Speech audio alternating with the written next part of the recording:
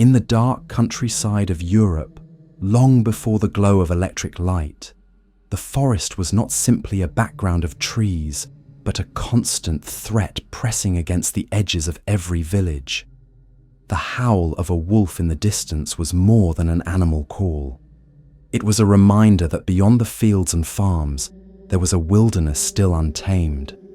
A wilderness filled with predators that could take livestock, children, or even grown men who strayed too far from the beaten path.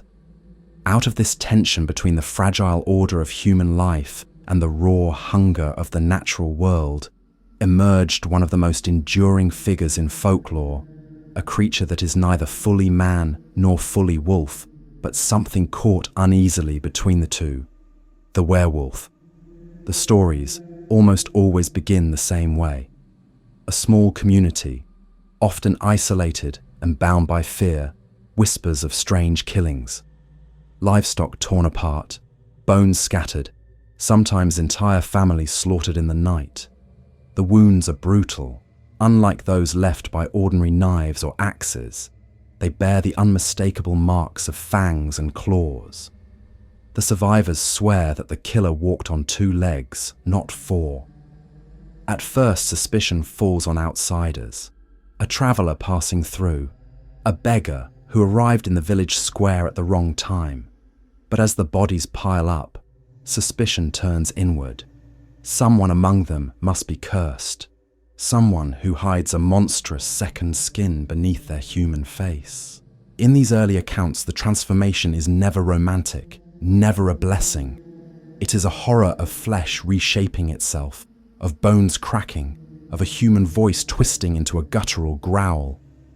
What makes the figure so terrifying is not simply the violence of the wolf, but the betrayal of the human.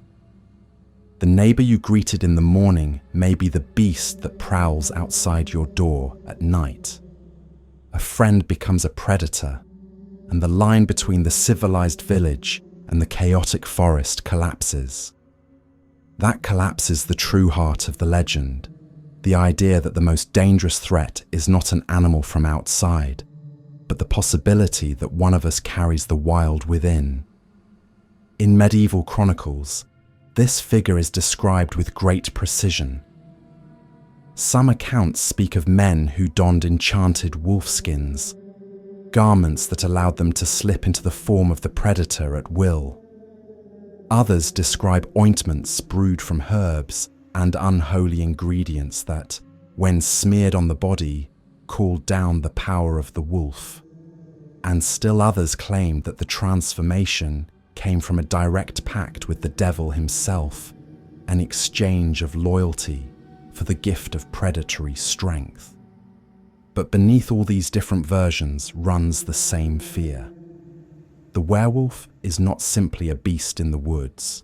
He is a man who has betrayed his humanity. One of the earliest and most chilling accounts comes from the writings of Petronius in ancient Rome.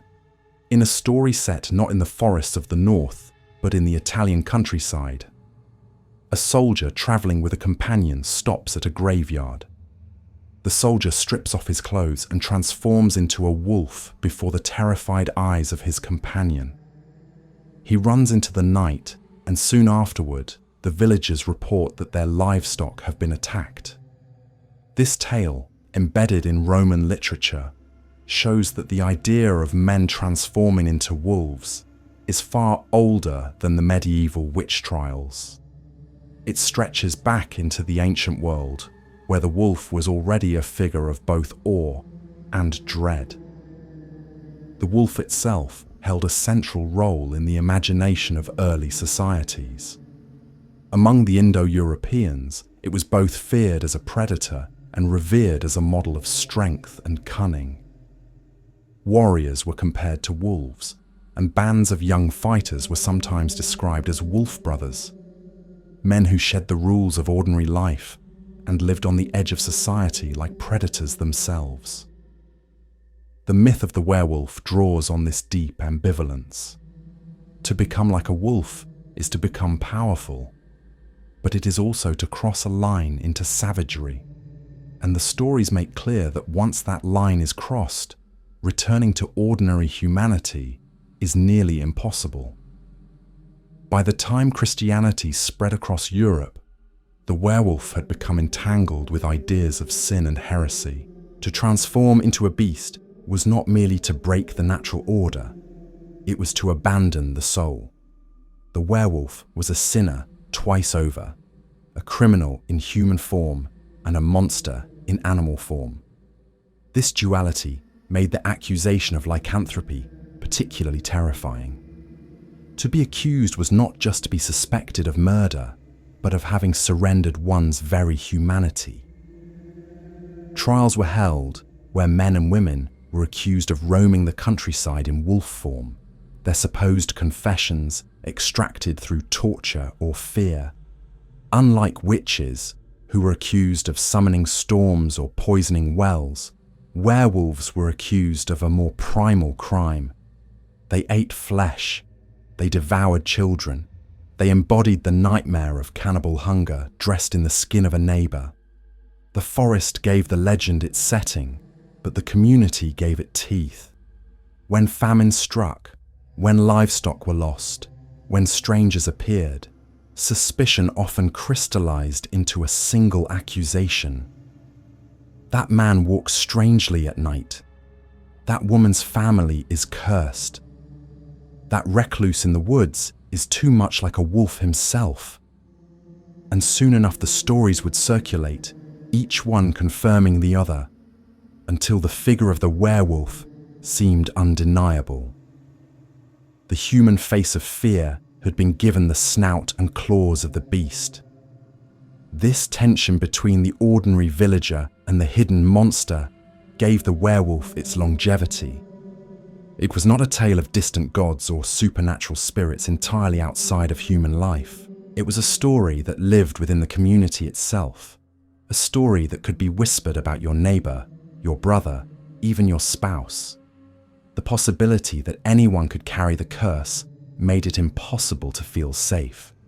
And so the werewolf became the perfect symbol of mistrust in times of crisis, a way of projecting collective fear onto a single body. The figure spread through Europe, adapting to local traditions. In France, the loup-garou haunted the countryside, and entire legal documents survived detailing accusations and confessions. In Germany, stories of the werewolf fused with the grim landscape of the Black Forest, where travelers vanished without a trace. In the Slavic lands, shape-shifting tales merged with older traditions of forest spirits and predatory demons, weaving the werewolf into a broader tapestry of beings who blurred the line between human and beast. The common thread in all these regions is the sense of violation. A man who becomes a wolf has abandoned not only his body, but his place in the community. The earliest folklore made little distinction between voluntary and involuntary transformation. Some stories emphasize that the werewolf is cursed, doomed to transform against his will whenever the moon rises or the sun sets. Others focus on the deliberate act of putting on the wolf skin, of willingly becoming a predator. Both versions speak to the same fear. Whether by choice or by curse, the werewolf represents the dangerous possibility that the human self is not fixed. That beneath the surface of civility, there is another creature waiting to emerge. And so, under the pale light of the moon, the villagers would gather their courage. They would whisper of silver weapons, of rituals that could undo the curse, of prayers that might restore the soul. But more often than not, the solution was fire, rope, or blade. To kill the supposed werewolf was not only to protect the village, but to symbolically restore the boundary between man and beast. The execution was a ritual of purification. The ashes scattered in the wind were meant to remind everyone that the human order still held power against the encroaching chaos of the wilderness. The legend of the werewolf is not just a story of monsters, it is a story of how communities defined themselves against what they feared most. And what they feared most was not the wolf itself, but the idea that a man could willingly or unwillingly become that wolf, the blurring of that boundary, was intolerable. And yet, it was irresistible too. The stories continue to circulate, generation after generation, because they spoke to something deeper than fear of attack. They spoke to the suspicion that inside every human being there might be a shadow, an animal self, waiting for the right night to break free. The earliest sightings of werewolves are not found in grand myths, but in the smaller, more fragile records of village life, in chronicles written by clerks and priests who often could not decide if what they were recording was crime, madness, or a supernatural visitation. To them, the distinction hardly mattered. What mattered was that something had unsettled the community so profoundly that it demanded documentation. In the 16th and 17th centuries, Europe was filled with such accounts. They describe men who supposedly prowled the countryside, their mouths stained with blood, their victims torn apart in ways that no ordinary explanation seemed to fit. In the French countryside during the late 1500s, a wave of hysteria swept through small parishes. Entire families claimed to have seen monstrous half-men running on all fours at the edges of the fields. Shepherds discovered sheep ripped apart with jaws far larger than those of dogs. And when men were finally accused and dragged before courts, the testimony recorded against them reads more like a nightmare than a legal case. One such figure was Gilles Garnier, remembered as the werewolf of Dole. He lived as a hermit on the margins of society, surviving by hunting and begging. When children disappeared from nearby villages, suspicion naturally fell on the reclusive man in the woods. Garnier confessed, under the unbearable weight of torture, that he possessed a salve that turned him into a wolf, allowing him to stalk and devour children. Whether he believed this himself or simply repeated what his interrogators wanted to hear is impossible to know. What is certain is that the people of Dole accepted his words as proof that the beast had been found. Garnier was burned alive in 1573, his ashes carried by the wind as a warning to others. This was not an isolated story. Only a few years later, another man, Peter Stump of Bedburg in Germany, was accused of even more terrible acts. Stump was not a hermit, but a farmer, a father, and a member of his community, which made his case all the more terrifying. Under torture, he confessed to using a magical belt given to him by the devil. When he strapped it on, he claimed, his body twisted and reshaped into that of a ravenous wolf. He admitted to killing cattle, travelers, and even his own kin.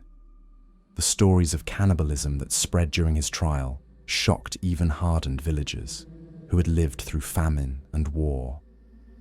Stump was broken on the wheel, his body torn apart in one of the most brutal executions on record. The ritual was as much about spectacle as justice. The community needed to see that the beast could be destroyed, that order could be restored, that the human face could once again triumph over the snout of the wolf. Such cases reveal how thin the line was between genuine crime, communal panic, and folklore. When a child vanished, when livestock was slaughtered in a way that suggested something more than thieves, the werewolf provided a ready explanation. It was an idea flexible enough to absorb any horror. A mutilated body found in the fields could be claimed as the work of a man who roamed as a wolf by night. If war or famine drove people to cannibalism, those same people could be accused of carrying the curse of lycanthropy, transforming a desperate act of survival into proof of monstrous nature. The werewolf became the perfect scapegoat for violence that society could not otherwise comprehend. What makes these stories even more compelling is the way they echo each other across borders. In Livonia, on the edge of the Baltic, men and women were accused of gathering in secret. not as witches but as wolf brothers, hunting together under the full moon.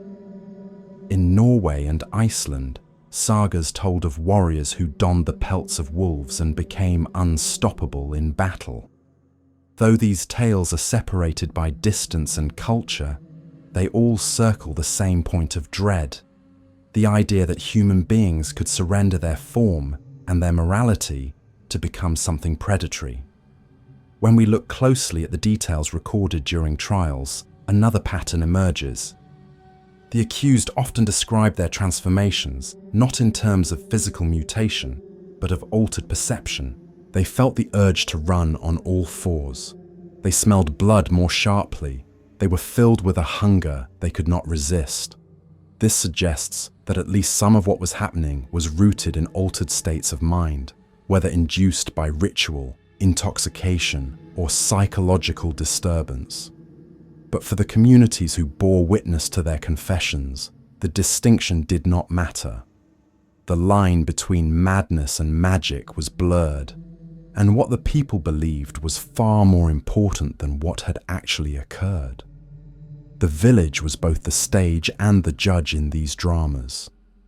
Its members demanded an answer to the terror stalking their nights, and so the figure of the werewolf gave shape to their fear. But the price of that answer was often blood. Once the community had named a culprit, the ritual of destruction had to follow. Trials, executions, and burnings were not simply punishments for the guilty. They were ceremonies of reassurance for the living. To burn a supposed werewolf was to burn away the terror that the wolf of the forest might be lurking inside anyone. The fact that these cases were spread across such a wide geography, from the Pyrenees to the Black Forest to the Baltic coast, shows how powerfully the idea resonated. Wherever there were wolves and communities living at the edge of survival, the legend thrived. And wherever there were unexplained deaths, suspicion turned inward until the werewolf was unmasked in the face of a neighbor. The stories reinforced each other. A tale from France would be carried by travelers into Germany. German accounts would cross into Poland. Soon the werewolf was not just a local phantom, but a continental terror, spoken of in markets and taverns as a real and present danger. It is important to see these first sightings, not as isolated incidents, but as the beginning of a pattern. Once the figure of the werewolf took root, it grew stronger with every new accusation, every new execution, every new story whispered at the edge of the fields. The villagers may have burned their accused, but the legend only spread, carried forward by fear itself. And as the sightings multiplied, the details of the werewolf began to solidify into the features we recognize today. The bite that spreads the curse, the uncontrollable hunger, the moonlit transformation, the figure caught between man and beast. What we see in these first sightings is not simply the birth of a monster, but the birth of a cultural obsession. The werewolf became a mirror in which villagers saw their deepest fears reflected. Fear of hunger, fear of outsiders, fear of their own capacity for violence. And as the accusations and confessions mounted, the werewolf ceased to be just a story told in whispers. It became a figure written into law, punished by courts, and remembered in records. It crossed from legend into history. The villagers who told these stories and witnessed these trials were not simply gullible peasants. They were people struggling to explain events that terrified them. People who lived in a world where the line between the natural and the supernatural was not yet firmly drawn. For them, the wolf was not just an animal. It was the perfect symbol of everything that lay beyond the fragile circle of light cast by their hearth fires. And the man who became a wolf was the nightmare that their circle might not hold, that the wildness outside could erupt within. As the figure of the werewolf spread across Europe, one of the most pressing questions became, What did it actually look like? The wolf itself was already a familiar creature, sleek and powerful, but when the transformation of man into beast was imagined, it rarely settled on a single stable image.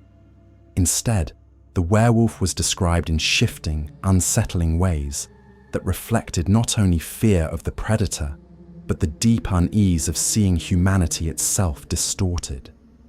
In some accounts, the change was absolute. The cursed man became indistinguishable from an ordinary wolf, save perhaps for a trace of human intelligence that lingered in its eyes. This was the vision that haunted villages most directly, because if the creature looked like any other wolf, then the hunt was impossible. Every wolf in the forest might be a neighbor in disguise. A child devoured by wolves might not be the victim of nature at all, but of a human betrayal carried out in animal skin.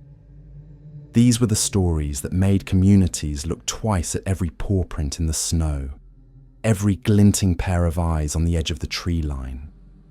But other accounts spoke of something far stranger, a form that was neither fully human nor fully wolf. This hybrid figure walked upright on two legs but was covered in fur, its face stretched into a snout, its hands twisted into claws. These stories lingered on the horror of in-betweenness, the grotesque combination of familiar and unfamiliar that created the most enduring image of the werewolf in later art and film.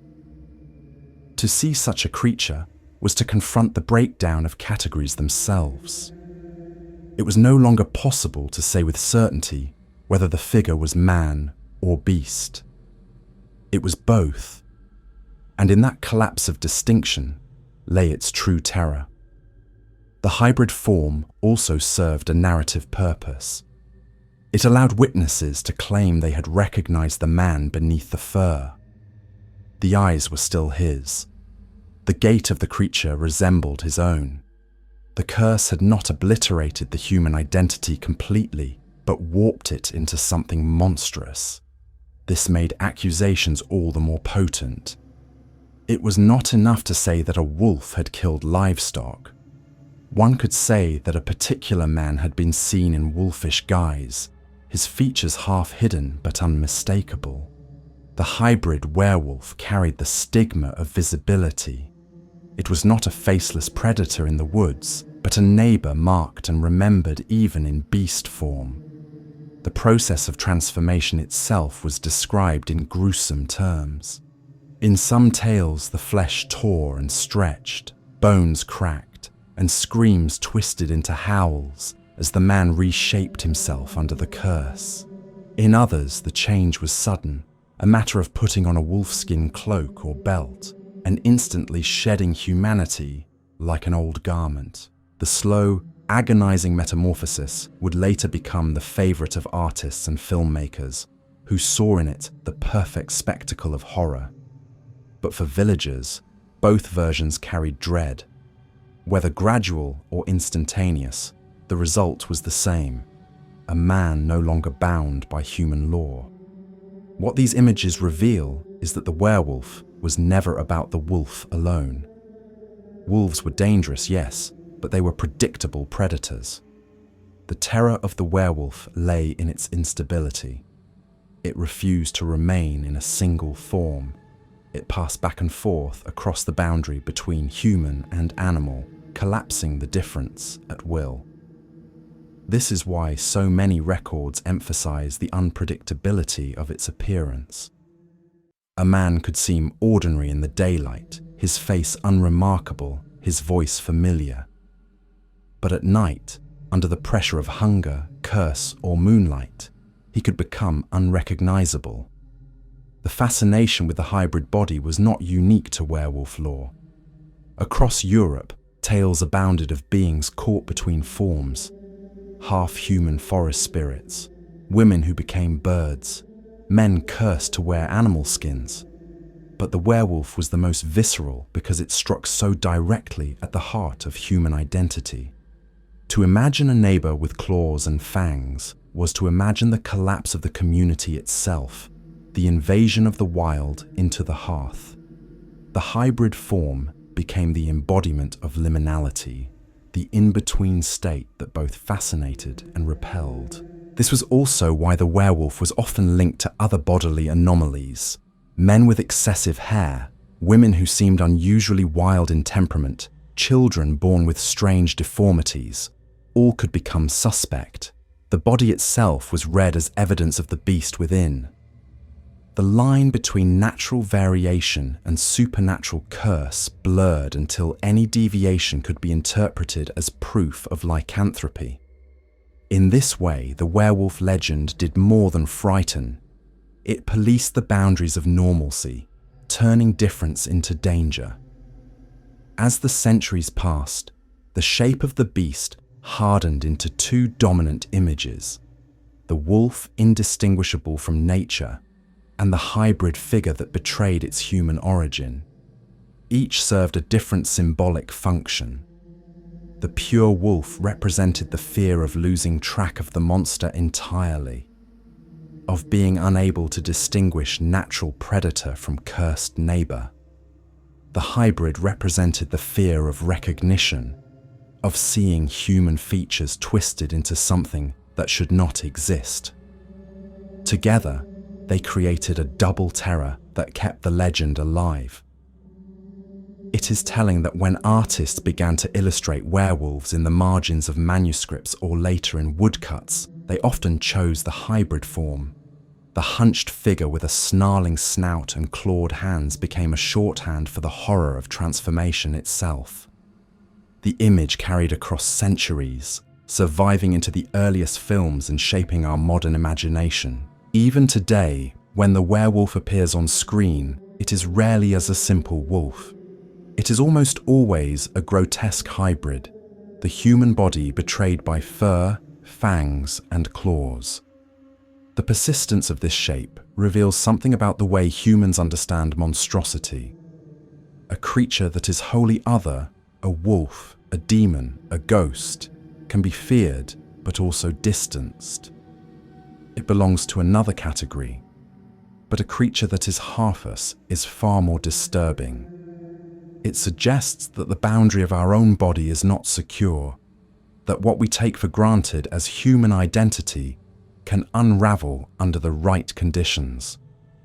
The werewolf is terrifying precisely because it shows us a distorted reflection of ourselves.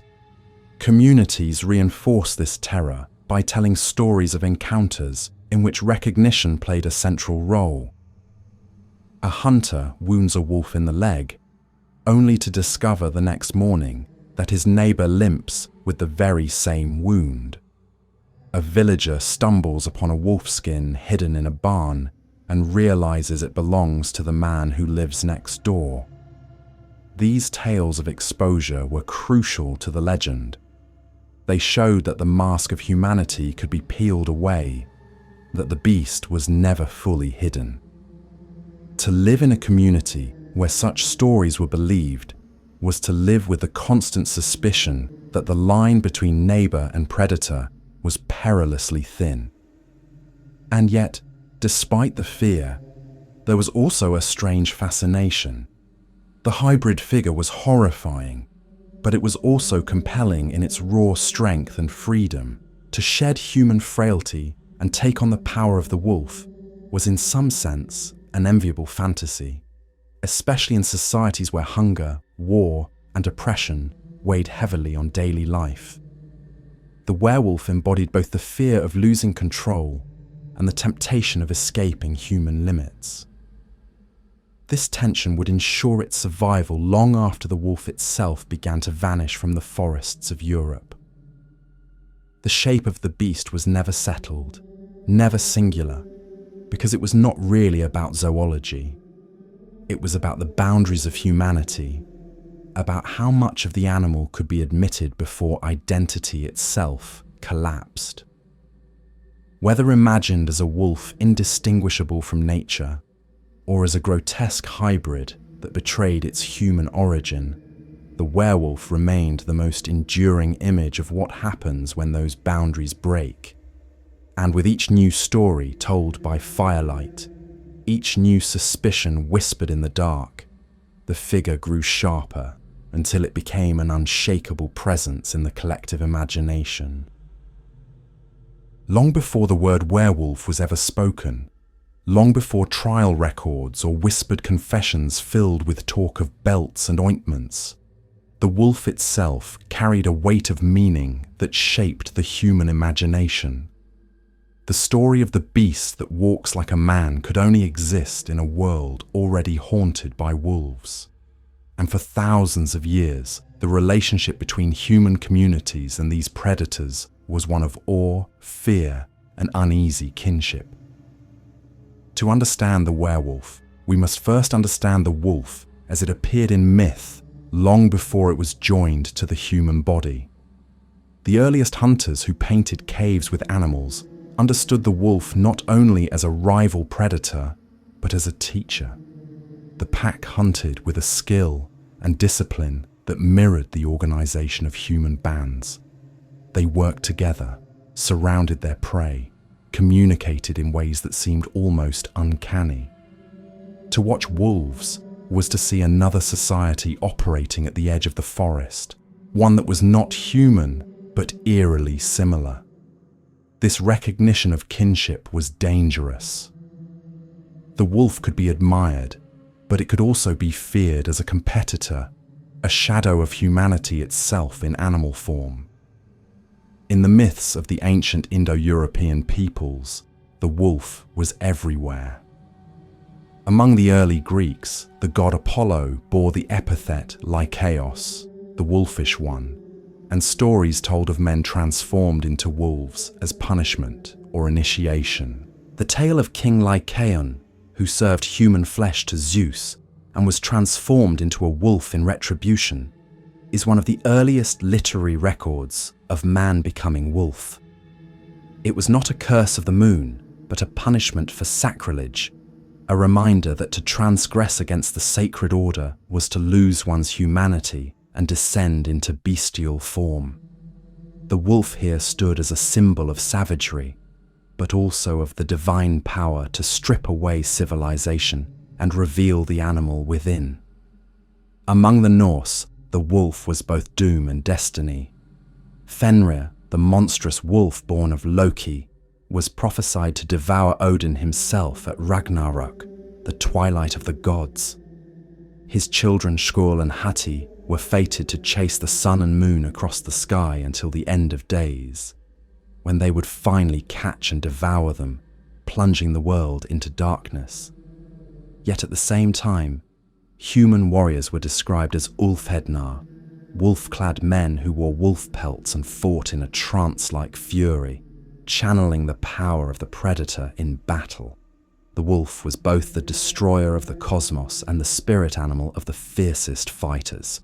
To wear the skin of the wolf was to court its strength, but also to step across a boundary where humanity became unstable. In Roman tradition, the wolf carried a different weight. The very founders of the city, Romulus and Remus, were said to have been nurtured by a she-wolf, whose milk sustained them after they were abandoned. The wolf here was not simply a predator, but a mother, a paradoxical figure of nurture that gave life even as real wolves continued to threaten shepherds and flocks. This dual image, the wolf as protector and wolf as destroyer, persisted, making the animal impossible to reduce to a single meaning. Every story about wolves carried within it the shadow of its opposite. Further east, in the lands of the Slavs, the wolf was often linked to the gods of the underworld. In some traditions, the wolf was a guide of souls, carrying the dead to the next life, and those who wore wolf skins were said to cross into states of trance where they could communicate with spirits. Shamans in parts of Siberia described themselves as wolves in their journeys, donning masks and pelts to embody the predator as they traveled to other realms. To take on the form of a wolf in these contexts was not to fall into savagery, but to bridge worlds, to enter the dangerous liminal space between life and death. What ties all these traditions together is the sense of pact. To align with the wolf was to gain its power, but it was also to step outside of ordinary human boundaries. Sometimes the pact was explicit, sealed with ritual. Warriors donned pelts, shamans chanted invocations, initiates drank blood or participated in secret ceremonies.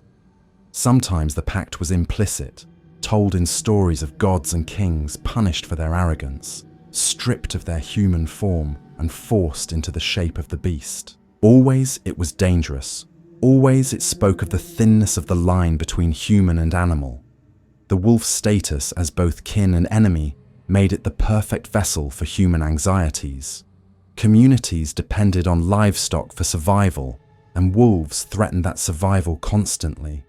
A single raid on sheep or cattle could mean hunger in winter.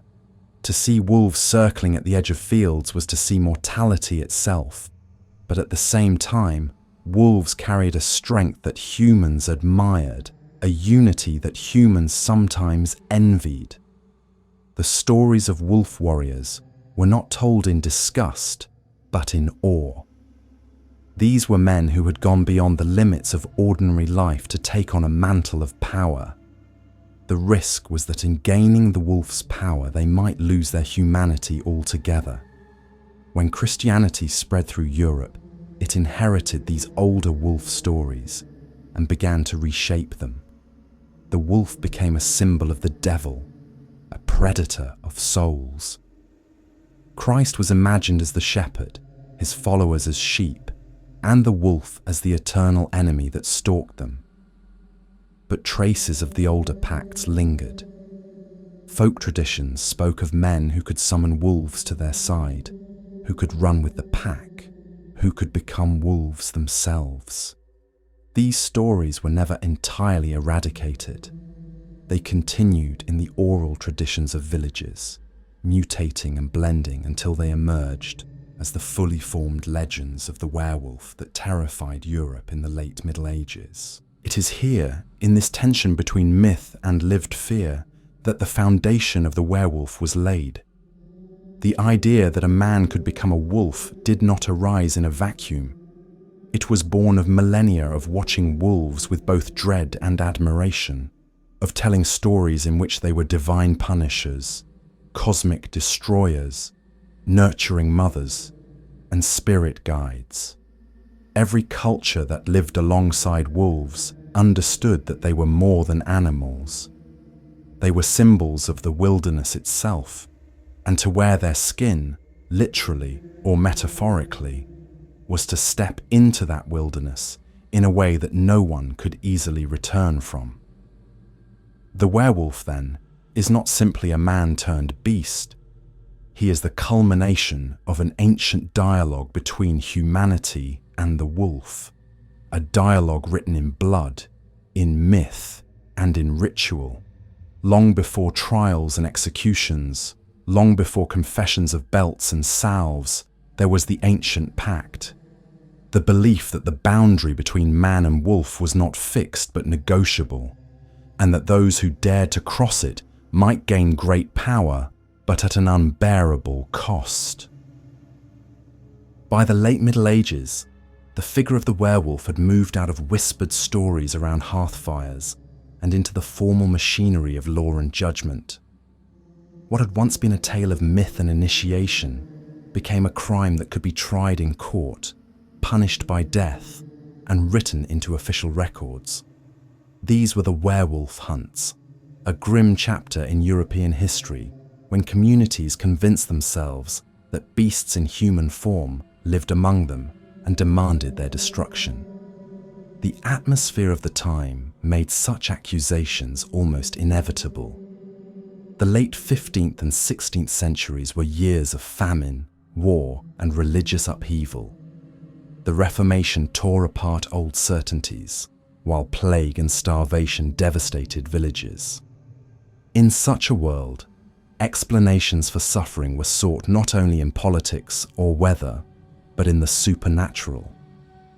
Witches were blamed for storms, heretics for social collapse, and werewolves for the torn bodies of children and livestock that could not otherwise be explained. Fear was not an abstraction. It was sharpened by hunger and grief, and it needed targets. The courts became the stage for these fears.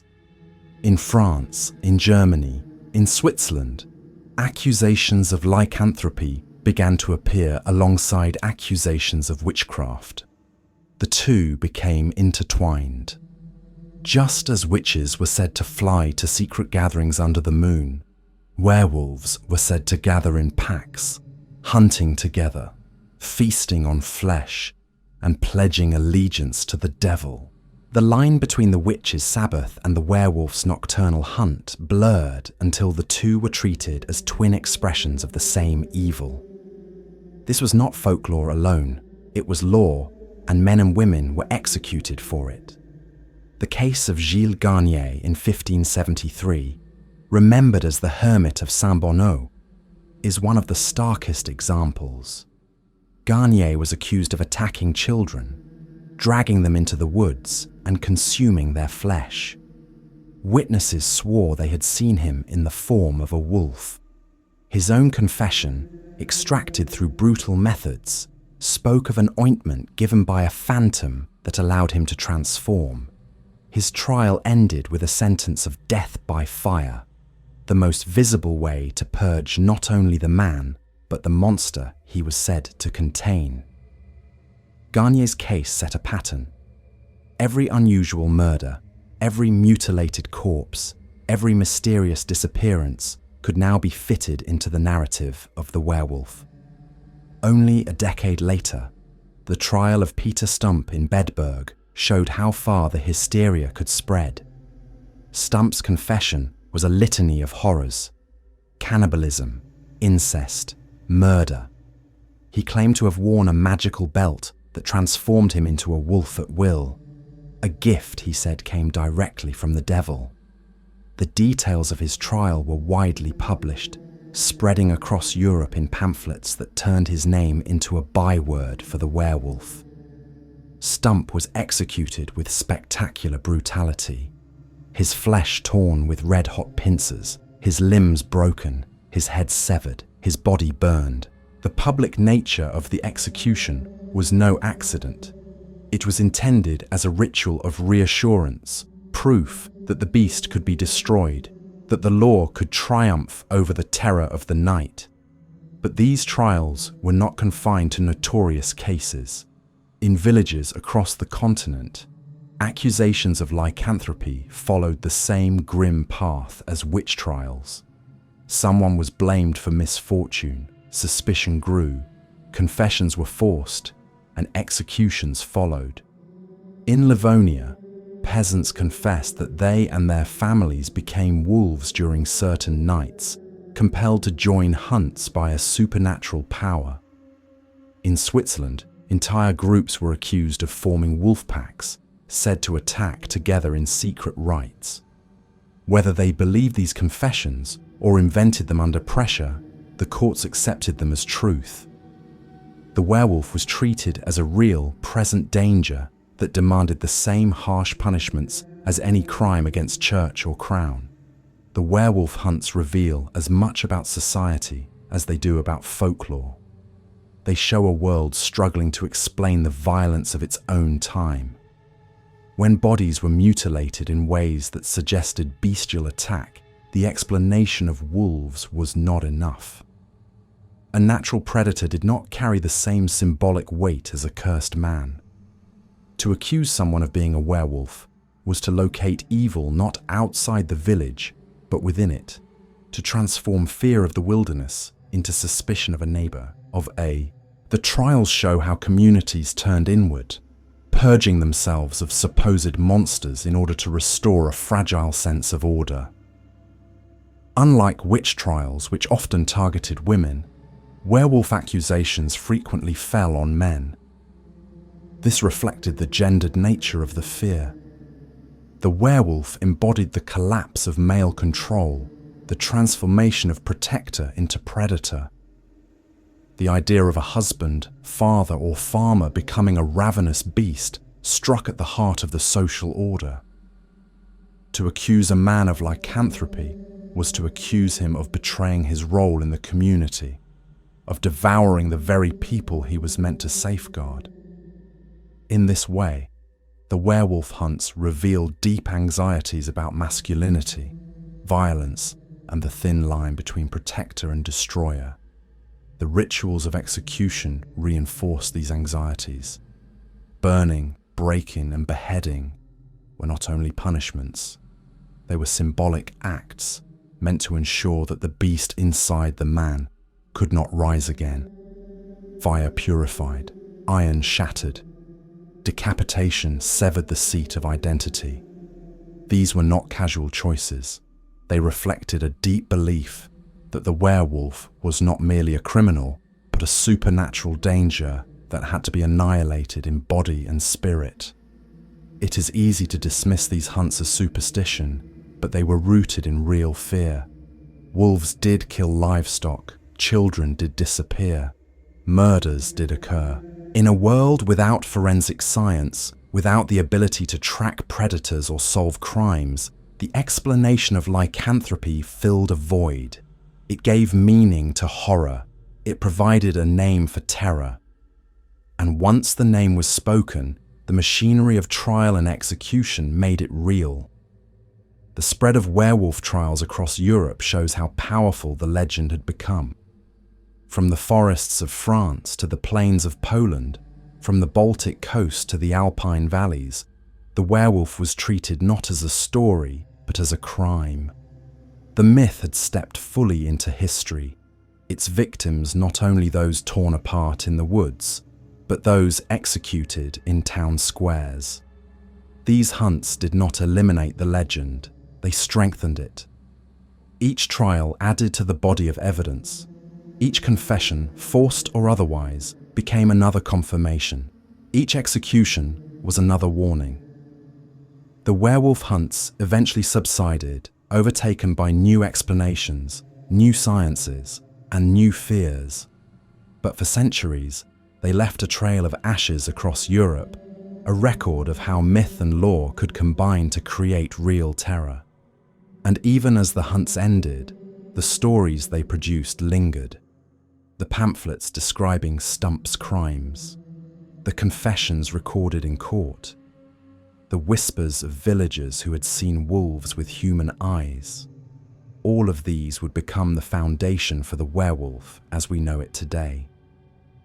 The beast was no longer only in myth or rumor. It had been interrogated, tried, punished, and burned. And yet, in being hunted, it had only grown stronger in the imagination of Europe. As the werewolf legend hardened through the centuries, one question became increasingly important in the stories that people told each other. How is the curse carried from one body to another? If a man could become a wolf, what was it that bound him to this fate, and what was the mechanism by which the terror spread? The answer was never uniform, but over time, three great explanations crystallized: the wound, the pact, and the bloodline. Each offered a different vision of what it meant to be cursed, and each revealed the fears of the society that told the tale. The wound was the most direct. To be bitten or scratched by a werewolf was to carry a mark that did not heal in the ordinary way. In village stories, a wound that lingered, festering or reopening under the light of the moon, was proof that the victim had been infected. What was once a simple animal injury was reimagined as something supernatural, an initiation into the monstrous. It was an idea both terrifying and logical. If the werewolf's violence was expressed through its teeth and claws, then those very weapons must also be the means by which it reproduced itself. Violence created more violence. The monster did not just kill, it made new monsters. This image of transmission was reinforced by the stories of recognition that circulated so widely. A hunter wounds a wolf, only to see his neighbor bear the same wound the next day. In such tales, the injury is both the proof of identity and the seed of transformation. To be wounded by a werewolf was to be branded by it, to have one's humanity compromised and reshaped. Even if the transformation was not immediate, the community lived in dread that it would come in time, that the man bitten today would be the beast stalking them tomorrow.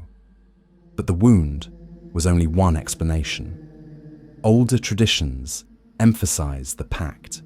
In these stories, a man became a werewolf by consciously entering into an agreement with supernatural forces. Sometimes it was the devil, who granted him a belt, a pelt, or a salve in exchange for loyalty. Sometimes it was older and stranger powers, forest spirits or gods who demanded ritual acts. To step into the role of the wolf was not an accident of infection, but a chosen bargain. This vision made the werewolf more like a witch, a figure who sought out forbidden knowledge and was punished with monstrous power. It reflected a fear not of random accident, but of deliberate betrayal, of neighbors who willingly abandon their humanity for strength, hunger, or freedom. The pack stories often contain details of ritual. Men smeared themselves with ointments made of herbs and blood. They donned wolf skins preserved in secret. They performed incantations at crossroads or on holy nights. These were not acts of madness, but of calculated defiance, ways of courting the beast in order to seize its power. Such stories gave villagers a different kind of terror. The thought that anyone might willingly seek out the curse, that the hunger for power or vengeance could drive a man to put on the wolf skin and never take it off. The third explanation, and perhaps the most unsettling, was bloodline. Some families were said to carry the curse in their veins, passing it from parent to child, generation after generation. In this view, lycanthropy was not an accident of infection or a choice of pact, but an inherited fate. To be born into such a family was to be marked before one even drew breath, to carry in one's body the inevitability of transformation. Stories of cursed lineages served as a warning that evil was not only an external force, but could live in the blood, invisible and unstoppable. The bloodline tales often blurred into older myths of monstrous birth. In Greek tradition, whole tribes were said to descend from men turned into wolves. In parts of Eastern Europe, families who were too close to wolves, who lived at the edge of forests or handled animal skins in uncanny ways, were whispered about as carriers of the curse. A child born with excessive hair, with strange features, or at an unusual time of year might be marked as a future werewolf. In such contexts, biology itself became suspect. The community looked for signs that the beast might already be within, waiting for its moment to emerge. Each of these explanations, wound, pact, bloodline, gave the curse a different character. The wound made it viral, spreading through violence. The pact made it moral, the result of sin and choice. The bloodline made it inevitable, a destiny written into the body. Together, they created a legend that was impossible to contain. A man could become a werewolf by being attacked, by seeking out forbidden knowledge, or simply by being born. There was no safety, no guarantee that one's neighbor, one's spouse, even one's child, might not one day take on the snout and the claws. This is also why cures became an obsession. If the curse could spread in so many ways, there had to be methods to break it. Some traditions spoke of religious intervention, holy water, prayer, or exorcism. Others described physical remedies, the cutting away of flesh marked by the bite, the burning of the wolf's skin, the destruction of the belt or salve that gave power. Still others insisted that only death could end the curse, that once the blood had been tainted, no ritual could undo it. In these versions, The only cure was fire or silver, weapons that did not merely wound, but annihilated the beast. The obsession with transmission also shows how deeply the werewolf legend became entangled with ideas of disease.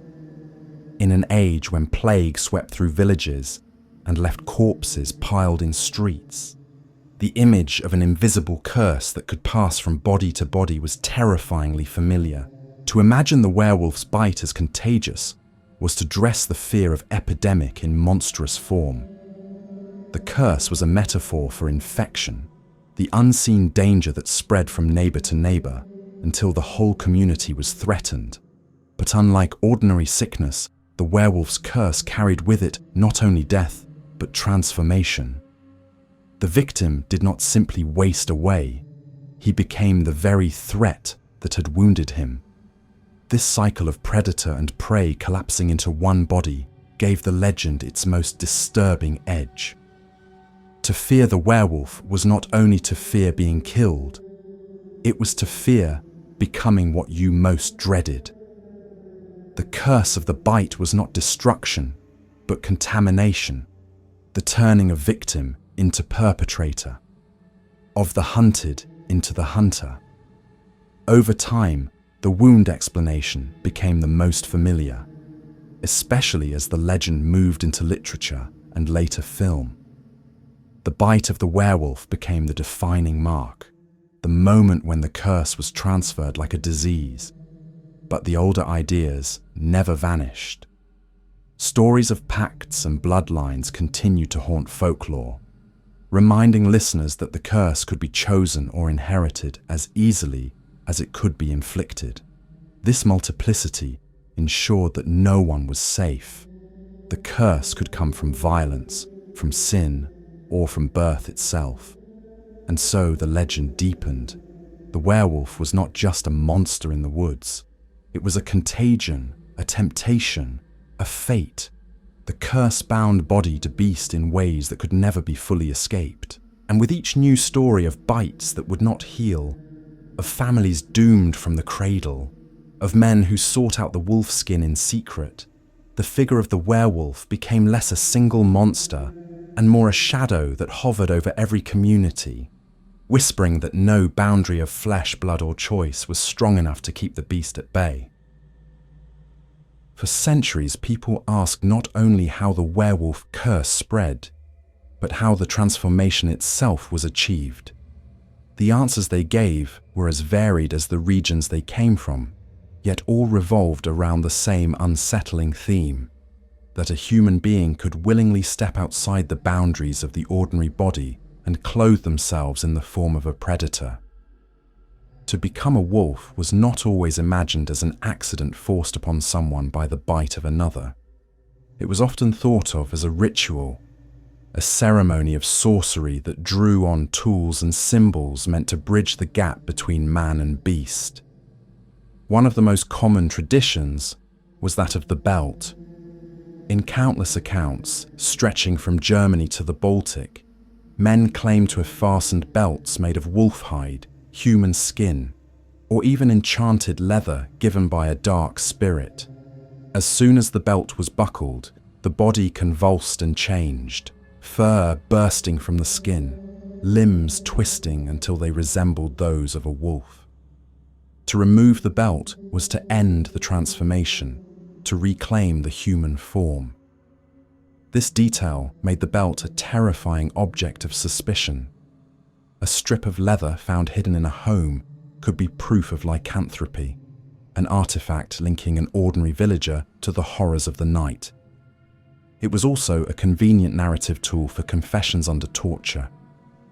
Asked how they became a wolf, an accused man could speak of a belt, and in doing so confirm what interrogators already expected. Closely related to the belt was the wolfskin itself. The idea that a man might wear the pelt of a wolf and thereby become the creature stretches back into ancient warrior traditions.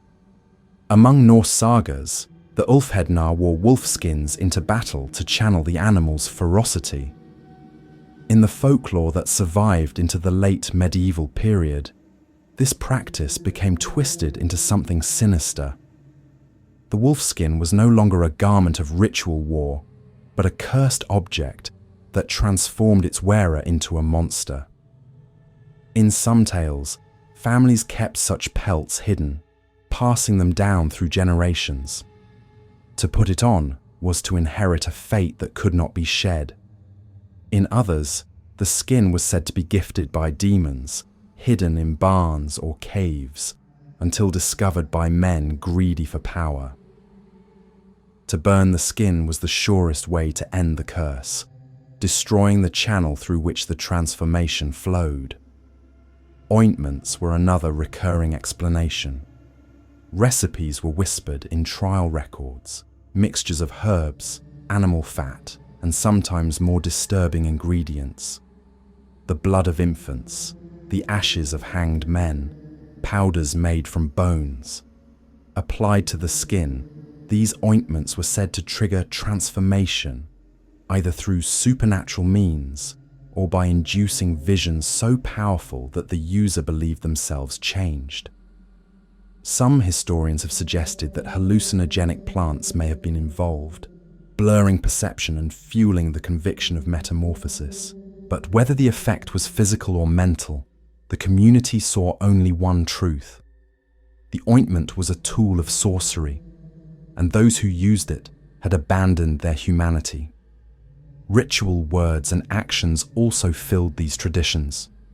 Men were said to roll naked in sand or snow, invoking the wild. Others circled crossroads at night, calling on dark powers to reshape them. Some versions claimed that if a man removed his clothes entirely and fastened the belt, the transformation would be absolute. But if any piece of clothing remained, the process would fail, leaving him trapped in a grotesque half state. These stories reveal the anxiety that surrounded the boundary of the body. Clothing, belts, skins, ointments, all were symbols of crossing thresholds, of stepping from one identity into another. The rituals dramatized the fragility of the human form, showing that with the right words, the right tools, it could be undone. The symbolism of these objects was powerful because they were so ordinary. A belt was something every man wore. A pelt was something every hunter had handled. Herbs and oils were part of everyday life. To imagine them as gateways to monstrosity was to suggest that the tools of transformation were never far away, that anyone might secretly possess the means to become a beast. Suspicion could turn the most mundane possessions into evidence of sorcery. A scrap of fur, a bottle of ointment, a strip of leather could condemn a man to the fire. The rituals of transformation also echoed older shamanic practices. In Siberia, Scandinavia, and parts of Eastern Europe, shamans were said to don animal skins to travel to other worlds, to take on the strength of the creatures they imitated. What had once been a sacred act of communion became, in the eyes of Christian Europe, a profane act of sorcery. The werewolf was the shadow of the shaman, stripped of spiritual legitimacy and recast as a servant of the devil. But the underlying logic was the same. The belief that the boundary between human and animal was permeable, that ritual could shift identity as easily as clothing. The belt, the skin, the ointment, all these objects highlight the central role of choice in many werewolf traditions. Unlike the curse of the bite or the doom of bloodline, the ritual of transformation implied that a man became a wolf because he chose to. He sought out the tools, he performed the rites, he accepted the consequences. This made the werewolf all the more frightening, not a victim of fate, but an accomplice in his own damnation. To hear that a neighbor had turned wolf through ritual was to believe not only in his monstrosity, but in his betrayal. He had abandoned the community willingly, traded humanity for hunger. Stories often lingered on the danger of discovery. A wife might stumble upon her husband's hidden belt, burn it, and thereby save him from further transformations. A child might find a folded skin and expose the family curse. These tales reinforce the idea that the werewolf's tools were both precious and perilous. Objects that bound a man to the beast, but could also be used to sever that bond. They were symbols of identity itself, garments of terror that could be donned or destroyed. The obsession with ritual transformation also reveals a deeper anxiety about the porousness of the human form. In a world where saints' relics could heal and cursed objects could wound, the idea that a strip of hide or a smear of ointment could remake the body was not far-fetched. Magic was thought to flow through matter, to saturate objects with power. The werewolf's belt or skin was part of this larger worldview, a reminder that the boundary of the self was not secure, that identity could be altered by what one wore, touched, or consumed. Over time, these stories became standardized. The belt and the skin dominated, repeated in trial records and folklore collections, until they became almost clichés of lycanthropy. But their persistence shows how deeply they resonated. They offered a simple, material explanation for the impossible. How does a man become a wolf? By putting on a wolf's skin, by buckling a belt, by smearing his body with unholy ointment. The answer was concrete, visible, and terrifyingly close to the objects of everyday life. And so the ritual of transformation remained a central part of the werewolf legend. It kept alive the sense that becoming a beast was not only a matter of accident or inheritance, but of deliberate action. The werewolf was not just cursed, he was initiated, transformed by the very tools he chose to use. And with every story told of belts discovered, skins burned, and ointments prepared in secret, the line between ordinary life and monstrous transformation blurred a little further, until the possibility of becoming a wolf seemed to lurk behind the most ordinary of gestures. Long before Christianity branded the werewolf as a servant of the devil, long before trial records listed belts, skins, and salves as instruments of damnation, there existed older ways of understanding the bond between man and wolf. In the pre-Christian world, to become a wolf was not always a curse. It was often a passage, a ritual, a sacred ordeal that brought the individual closer to the spirits that governed the wild. To step into the wolf's form was to cross a threshold, not into monstrosity, but into a deeper layer of existence where the human and the animal shared power. This was the world of pagan initiation and shamanic journey, and it provided the soil from which the later legend of the werewolf would grow. Among Indo-European cultures, young men at the edge of adulthood were often described as living like wolves. They left their families, formed bands, and survived by raiding, hunting, and fighting together. These wolf brothers, as some scholars call them, were not seen as monsters, but as necessary figures in the social order, a liminal group that embodied the chaos of youth until they could be reintegrated into the community as warriors. Their identity was temporary, but it was crucial. By taking on the ferocity of the wolf, they proved themselves fit to become protectors of the tribe. The wolf here was not a curse, but a model for human transformation, a phase of life that carried both danger and promise. In Scandinavia, this tradition crystallized into the figure of the Ulfhednar, warriors who wore wolf skins into battle. Unlike the berserkers, who were associated with bears, the Ulfhednar drew their power from the wolf, entering a trance-like state in which they fought with uncanny strength and fearlessness. Saga literature describes them as immune to pain, tireless in combat, and terrifying to behold. Their identity was both human and animal, shaped by ritual and symbol. To don the wolf skin was not merely to wear a disguise, but to invite the spirit of the wolf into one's body, to let it guide one's movements and sharpen one's senses. The Ulfhednar were the ancestors of the werewolf, not because they were seen as monsters, but because they embodied the possibility of becoming wolf by choice.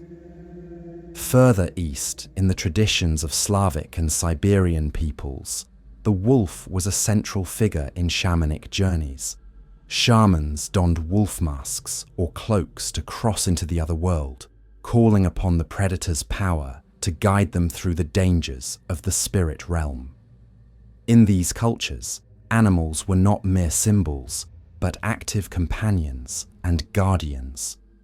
To become a wolf in trance was to gain the ability to move between worlds, to hunt among spirits as wolves hunted in forests.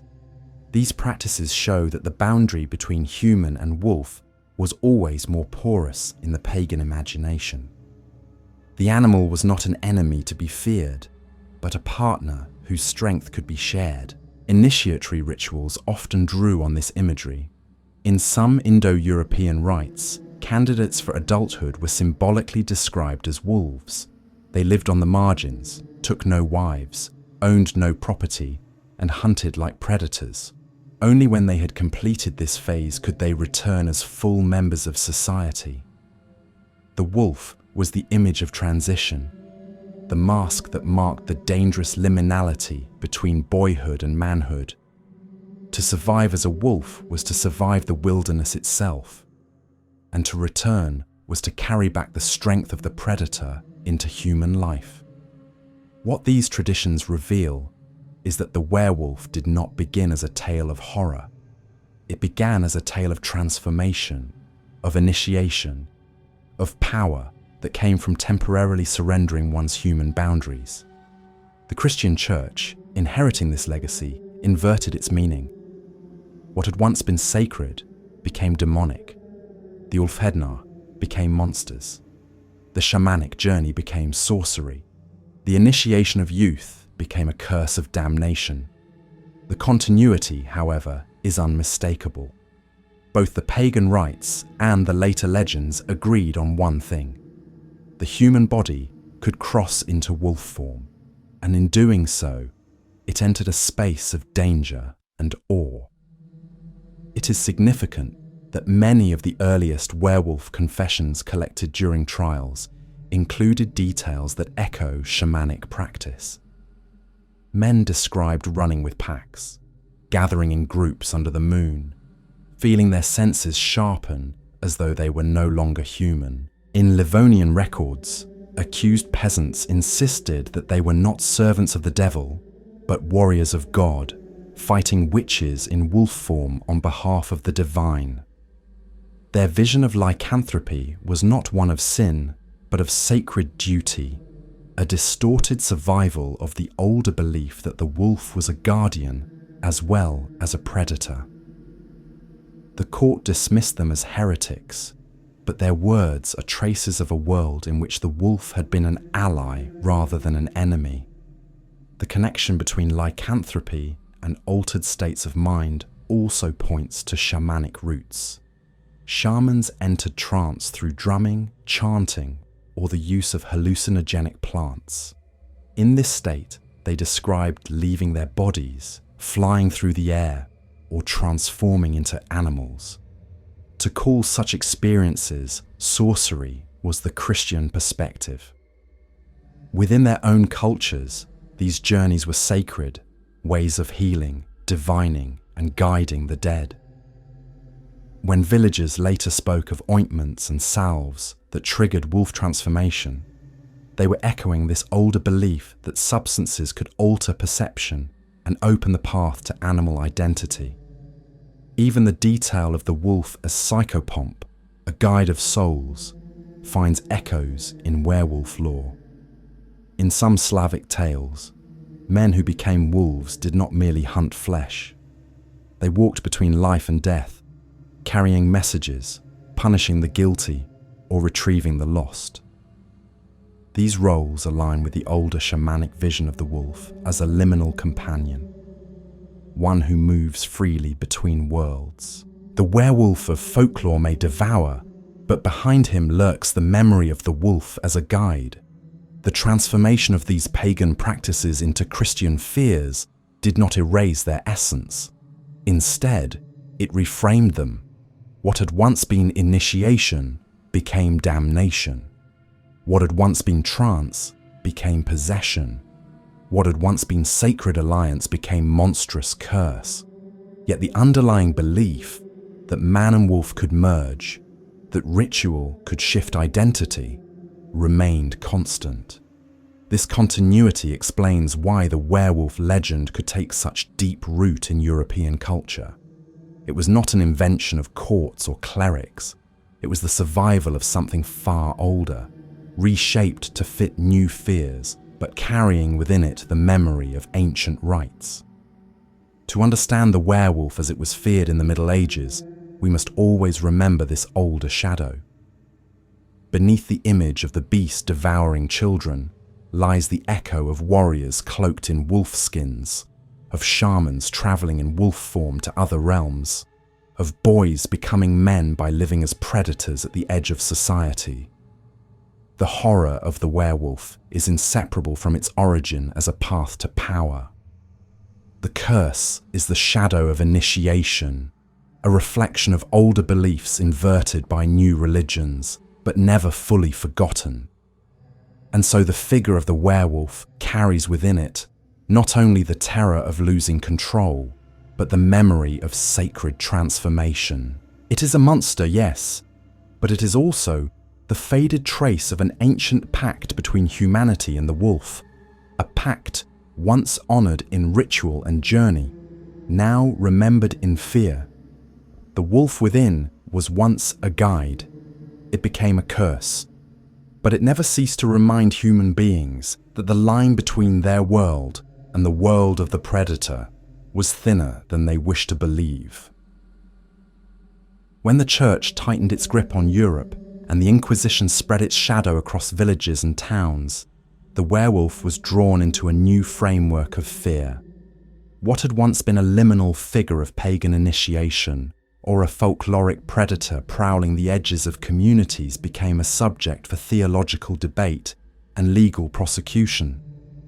The beast was no longer just a neighbor suspected of strange habits, or a hunter marked by uncanny wounds. He was reinterpreted as an ally of witches, a servant of the devil, a visible extension of heresy itself. The wolf's snout was no longer just the shape of hunger. It was the mark of damnation. The Inquisition did not begin with werewolves. It was forged to deal with heretics, with those who threatened the authority of the Church. But as witch trials multiplied and the obsession with hidden conspiracies of evil deepened, the werewolf was drawn into the same logic. If witches were said to fly to secret gatherings, what of those who claimed to run with wolves under the same moon? If witches brewed ointments and salves, what of the men who smeared their bodies with mixtures that turned them into beasts? If witches were accused of making pacts with Satan, how could the werewolf not be his accomplice? Records from France, Germany, and the Baltic show this blending with startling clarity. In some trials, men confessed not only to becoming wolves, but to joining witches' sabbaths, feasting on flesh alongside women accused of sorcery. The imagery merged. Wolves tore apart livestock while witches spoiled the crops. Wolves devoured children while witches kidnapped them for their rituals. Both were said to dance, to howl, to celebrate under the devil's gaze. To accuse a man of being a werewolf was often to accuse him of consorting with witches, and to accuse a woman of witchcraft was often to suggest that wolves obeyed her commands. The theology behind these accusations was blunt. Wolves were already linked to the devil in Christian symbolism. Christ was the shepherd, the faithful were his flock, and the wolf was the eternal predator seeking to devour them. To imagine a man taking on wolf form was to imagine him stepping willingly into the devil's service. The wolf became not just a predator of flesh, but a predator of souls, a figure whose hunger was inseparable from heresy. The Inquisition needed no further evidence. Every torn body, every vanished child, every mutilated corpse became proof that Satan's servants walked in wolf skin as readily as in human form. The overlap of witch and werewolf trials is especially visible in Livonia, where peasants confess to running in wolf packs during the 12 days of Christmas, a period already marked as dangerous and liminal. Some claim to fight witches in wolf form, seeing themselves as defenders of their communities, but the courts heard only blasphemy. Others described ointments and belts given to them by spirits. Their words echoed older shamanic traditions, but under the Inquisition's gaze, these became evidence of witchcraft. The wolf was no longer a guardian spirit or initiatory mask. It was a diabolical costume, proof of allegiance to Satan. The fear of cannibalism played a central role in this merger. Witch trials were filled with lurid tales of feasts on human flesh, of children roasted and eaten at secret gatherings. Werewolf trials added their own details of wolves gnawing bones, tearing open graves, devouring infants. Together, these images reinforced each other until they became inseparable.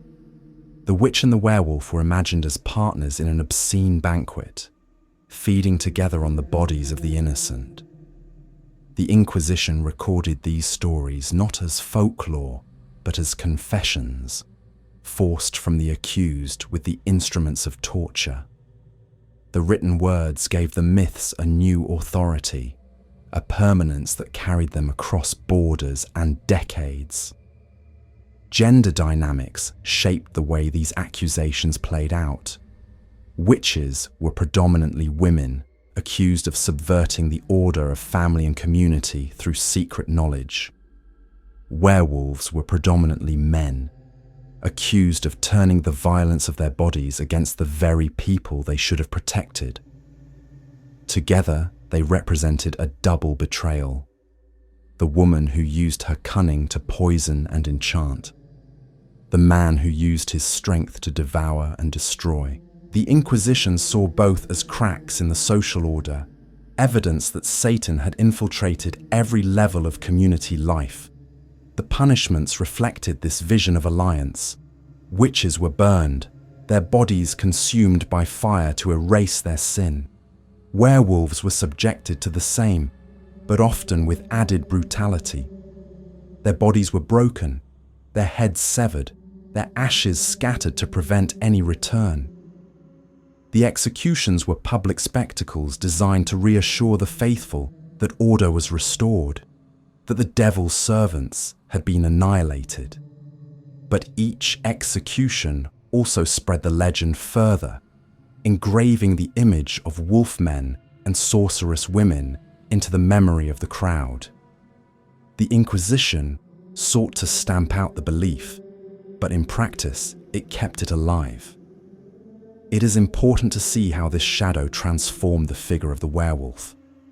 Before the rise of witch trials, lycanthropy was a crime of savagery, a suspicion directed at those who lived on the margins, at hermits, at outsiders, at men accused of violent acts. After the Inquisition took hold, lycanthropy became part of a cosmic conspiracy. The werewolf was no longer just a beast. He was a soldier in Satan's army, his howl another note in the infernal chorus. The transformation was complete. The wolf was theological, not just folkloric. This blending of witch and wolf also helps explain why the werewolf persisted. Even when wolves themselves began to vanish from parts of Europe, hunted and exterminated by growing states, the legend remained. It no longer depended on the physical presence of predators in the forest. It had been absorbed into the religious imagination, tied to fears of heresy and diabolical plots. A man could become a wolf even in places where no wolf had been seen for years, because the wolf was no longer an animal alone. It was a mask worn by Satan's servants, as real in the courtroom as in the woods. The Inquisition ended many lives, but it also ensured the survival of the werewolf in European culture. By writing down confessions, by prosecuting trials, by linking the beast to the broader terror of witchcraft, it gave the legend permanence. The wolf that walked like a man was no longer just a story whispered in villages. It was a crime defined by law, a heresy recorded in official documents, a terror that could be summoned in sermons and pamphlets alike. The witch and the wolf, bound together in the shadow of the Inquisition, became inseparable figures of fear, echoing across Europe long after the last trials had ended. When the trials ended and the Inquisition's fires cooled, the werewolf did not disappear. Wolves themselves were driven from many regions, their numbers shrinking under centuries of persecution, but the idea of the man who becomes a beast continued to stalk the imagination. What had once been explained by pacts, ointments, and curses began to find new life in the realm of psychology. The figure of the werewolf became less a matter of theology and more a question of the human mind. Why did stories of transformation grip people so tightly? Why did communities believe so readily that a neighbor could take on the shape of a wolf? And why, long after the legal machinery had been dismantled, did the legend continue to return in new forms? The answer lies in the werewolf as an archetype, a symbol of something rooted in the structure of human fear and desire. At its core, the werewolf embodies the collapse of self-control. In almost every tradition, the transformation is accompanied by a surge of uncontrollable hunger. The man who was once rational, restrained, a member of his community, becomes a predator who cannot stop himself from killing. This image resonates because it touches a universal anxiety, that within each of us lurks an animal self that cannot be tamed. Civilized life depends on restraint, on the suppression of instincts for violence, lust, and domination. The werewolf is the nightmare of that restraint failing, of the animal bursting through the fragile mask of humanity. This explains why the transformation is often tied to rage. In stories, men become wolves when consumed by anger, when pushed beyond the limits of endurance, when overwhelmed by passions they cannot control. The werewolf is not only a creature of hunger, but of fury, a manifestation of the violence that lies just beneath the surface of ordinary life. Psychologists who studied the legend in the 19th and 20th centuries saw in it a reflection of repression. The more a society demands restraint, the more it fears the eruption of what has been suppressed. The werewolf is the shadow of that repression, the beast in the mirror who reveals what lies beneath. The figure also reflects anxieties about identity itself. In many stories, the transformation leaves traces: a unibrow, a strange gait, a hairy body, a suspicious wound. These physical markers are signs that the human body cannot fully conceal the beast within. To accuse someone of being a werewolf was to say that their humanity was already unstable, that the line between man and animal had begun to blur. Psychologically, this taps into a deep fear of losing oneself, of being unable to trust one's own body or mind. The werewolf is not just a monster outside. It is the collapse of the boundary between who we think we are and what we might become. Dream analysis reveals similar patterns. People across cultures have described dreams of turning into animals, of running on all fours, of hunting with unnatural strength. These dreams often occur in moments of stress, anger, or crisis. The mind imagines escape from human limitations by returning to an animal state. The werewolf legend, in this light, is a collective dream, a shared projection of what individuals experience in private. It is the fantasy and the horror of abandoning the human role. The beast in the mirror is not an external threat. It is the reflection of the dream we fear to admit. The archetype also speaks to the terror of recognition. In countless stories, the werewolf is exposed not by its attack, but by the discovery that it bears a wound identical to that of a neighbor, or by the slip of a human feature during transformation. This detail suggests that what frightens most is not the wolf itself, but the realization that the wolf is someone we know. The enemy is not external, but intimate. Psychologically, this resonates with the fear of betrayal, the anxiety that those closest to us may harbor hidden selves we cannot see. The werewolf is a dramatization of mistrust, a symbol of the secret lives that lurk behind familiar faces.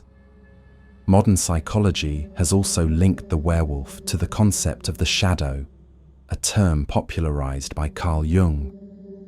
The shadow is the part of the psyche that contains all the impulses and desires we reject: aggression, lust, selfishness, cruelty.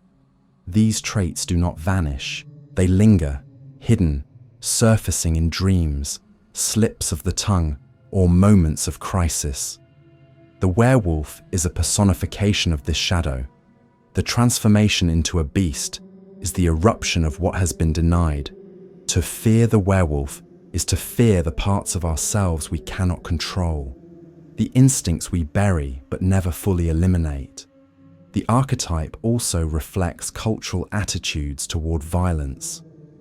In societies where warfare was constant, men were praised for ferocity in battle, but expected to show restraint at home. The werewolf represents the failure to keep those realms separate, the soldier who brings the battlefield into the village, the father who becomes a predator rather than a protector. This tension is timeless. Even today, the image of the werewolf resonates because it captures the instability of masculinity, the difficulty of balancing strength with restraint, protection with aggression. The beast in the mirror is not simply animal, it is human violence reflected back at us. There are also sexual dimensions to the archetype. Many werewolf stories emphasize attacks on women, abductions, and violations. The transformation is often tied to heightened lust as well as hunger. Psychologically, this reflects anxieties about uncontrolled sexuality, about the danger of desire when it is stripped of restraint. The werewolf is a figure of predatory masculinity, the nightmare of appetite unbound by law or morality. In this sense, it complements the witch, who was often accused of using sexuality as a form of power. Together, they embody cultural fears about the destructive potential of sex outside sanctioned boundaries. It is telling that the full moon became central to the legend, especially in modern retellings. The moon has long been associated with madness, lunacy, cycles of change. To imagine transformation tied to the moon is to place it outside of human control, to say that once every cycle, the animal must break free. Psychologically, this externalizes the fear of periodic loss of control, of recurring impulses that cannot be suppressed forever.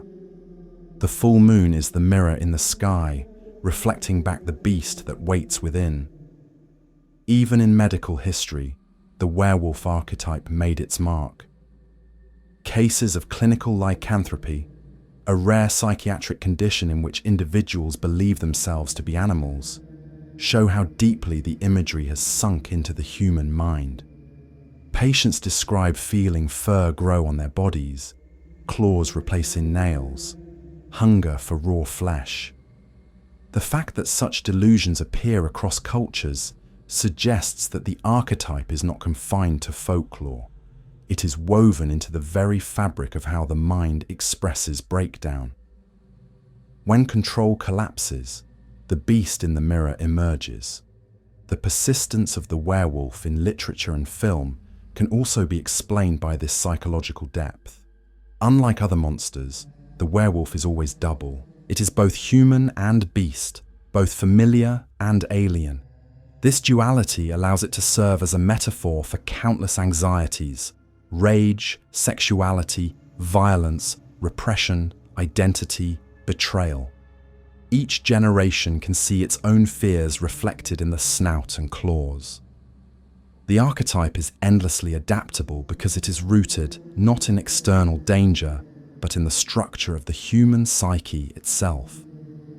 The beast in the mirror is never only about wolves, it is about us. It is about the fragility of our masks, the instability of ourselves, the knowledge that beneath our civilized exterior lies a creature we may not fully understand. To tell stories of the werewolf is to wrestle with that knowledge, to project it onto a neighbor, a stranger, or a monster in the woods, so that we do not have to face it directly in ourselves, but the reflection remains. Every time we speak of the werewolf, we are also speaking of the shadow in our own mind, the animal that waits for the right night to emerge. The image of the full moon casting its silver light across fields and forests has become inseparable from the legend of the werewolf.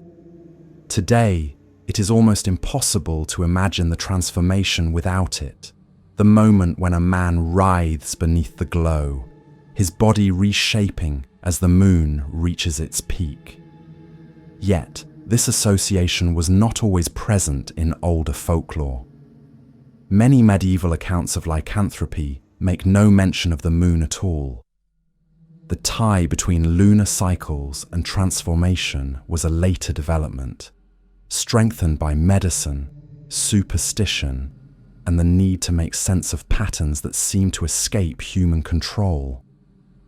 What was once a story of curses and rituals became a story of the heavens themselves, dictating the fate of men. The moon has long been linked to madness. The very word lunacy derives from luna, the Latin for moon, reflecting the belief that mental disturbance waxed and waned with its phases. Physicians in antiquity observed that epileptic seizures, sleepwalking, and fits of hysteria appeared to cluster around full moons, and although their methods lacked the rigor of modern science, the observations lodged firmly in cultural memory. To lose control of body or mind under the moon's influence seemed a natural explanation. If some men lost speech, coherence, or balance when the moon was full, why could others not lose humanity altogether, taking on the form of the wolf? In villages where wolves prowled the night, the full moon brought both danger and illumination. Its light exposed hunters and prey alike, stretching shadows across the fields. Wolves themselves were often more active during moonlit nights, their howls carrying farther, their hunts lasting longer. To human ears, the eerie cries echoed the brightness above. The predator and the sky seemed aligned. To place the werewolf's transformation under this celestial sign was to make the legend cosmic, binding it not only to local curses or rituals, but to the rhythms of the universe itself. By the time folklore collectors of the 18th and 19th centuries began writing down village tales, the moon had become central. People spoke of men who felt the stirring in their blood as the full moon rose, who fled their homes for the forest, unable to resist the pull. The light of the moon was imagined as a kind of key, unlocking the beast within, forcing the body to surrender. Unlike the belt or the bite, which suggested choice or contagion, the moon made transformation inevitable. It imposed a schedule on monstrosity, a reminder that no matter how tightly the beast was chained within, It would always return when the cycle demanded it. This sense of inevitability gave the werewolf a new psychological resonance. It was no longer only a tale of weakness or sin. It was a tale of cycles, of recurring loss of control that mirrored the tides, the seasons, the rhythms of life itself. To live with the curse was to live with the knowledge that one's darkest self would always return, no matter the efforts to suppress it. This made the werewolf not only a symbol of fear, but of despair, a reminder that some struggles cannot be permanently won, only endured again and again. Science eventually turned its attention to these beliefs. Physicians of the early modern period began to categorize cases of supposed lycanthropy as mental illness. Reports described patients who believed themselves wolves, who howled, ran on all fours, and attacked livestock. The link to the moon remained strong. Many were said to worsen at night, particularly during the full moon. This observation was often cited as proof that lunar influence was real. Even in the 19th and 20th centuries, hospital staff sometimes insisted that their wards were more chaotic during full moons, that violence and agitation surged with lunar light. Modern studies have largely cast doubt on these claims, showing little consistent evidence that the moon affects human behavior directly. Yet the belief persists, strengthened by centuries of repetition. Police officers, nurses, and emergency workers still report that full moons bring strange nights, even when statistics fail to confirm it. The persistence of the idea shows that the association has become archetypal. It is not merely a superstition, but a pattern engraved into cultural expectation. When people behave strangely under the full moon, it fulfills a story already told for centuries. The werewolf haunts not only the forest, but the collective imagination of the night sky. The moon also carries symbolic weight that reinforces the legend. Its cycles of waxing and waning mirror the transformations of the werewolf. Its light is both revealing and eerie, illuminating the world while casting it in a cold, otherworldly glow. It governs tides, influences fertility, and has long been linked to the mysteries of the body and mind. To tie the werewolf to the moon was to root the curse in a force beyond human control, something vast and eternal. No exorcism or cure could stop the rising of the moon. The beast would return as surely as the night followed the day. In literature and film, the moon's role became definitive. From Gothic tales of the 19th century to the silver screen horrors of the 20th, the transformation scene was framed beneath its glow. The audience did not need explanation. The full moon itself was the explanation, the perfect visual shorthand for the eruption of the beast, the image of the man's face elongating into a snout, his scream warping into a howl, with the full moon framed above him, became iconic. It condensed centuries of belief into a single moment that required no words. The scientific debate about lunar influence continues, with some researchers pointing to subtle effects on sleep patterns and mood. But whether or not the moon truly stirs the human body is almost irrelevant to the legend. What matters is that it has always been believed to. The werewolf is the embodiment of that belief, the living proof in story form that the heavens rule the flesh. Each full moon, the curse awakens. Each full moon, the beast returns. The cycle never ends, just as the moon never ceases its dance across the sky. What began as a myth tied to ritual and sorcery became a cosmic law, a transformation written not in ointments or belts, but in the stars themselves. The werewolf under the full moon is more than a monster. It is a reminder of how deeply humans fear their own cycles of weakness, their own recurring failures of control. The legend survives because the moon itself survives, watching over us every night, shining down its cold light as if to say that the beast in the mirror will never be gone, only waiting for the next rising. The figure of the wolf has never been only a monster in human imagination. Alongside stories of fear and devastation, there have always been stories of reverence in which the wolf is not an enemy, but a teacher, not a predator to be exterminated, but a guide to be followed. This duality is crucial to understanding the werewolf. The beast is not only the shadow of humanity's fear, but also the echo of its admiration.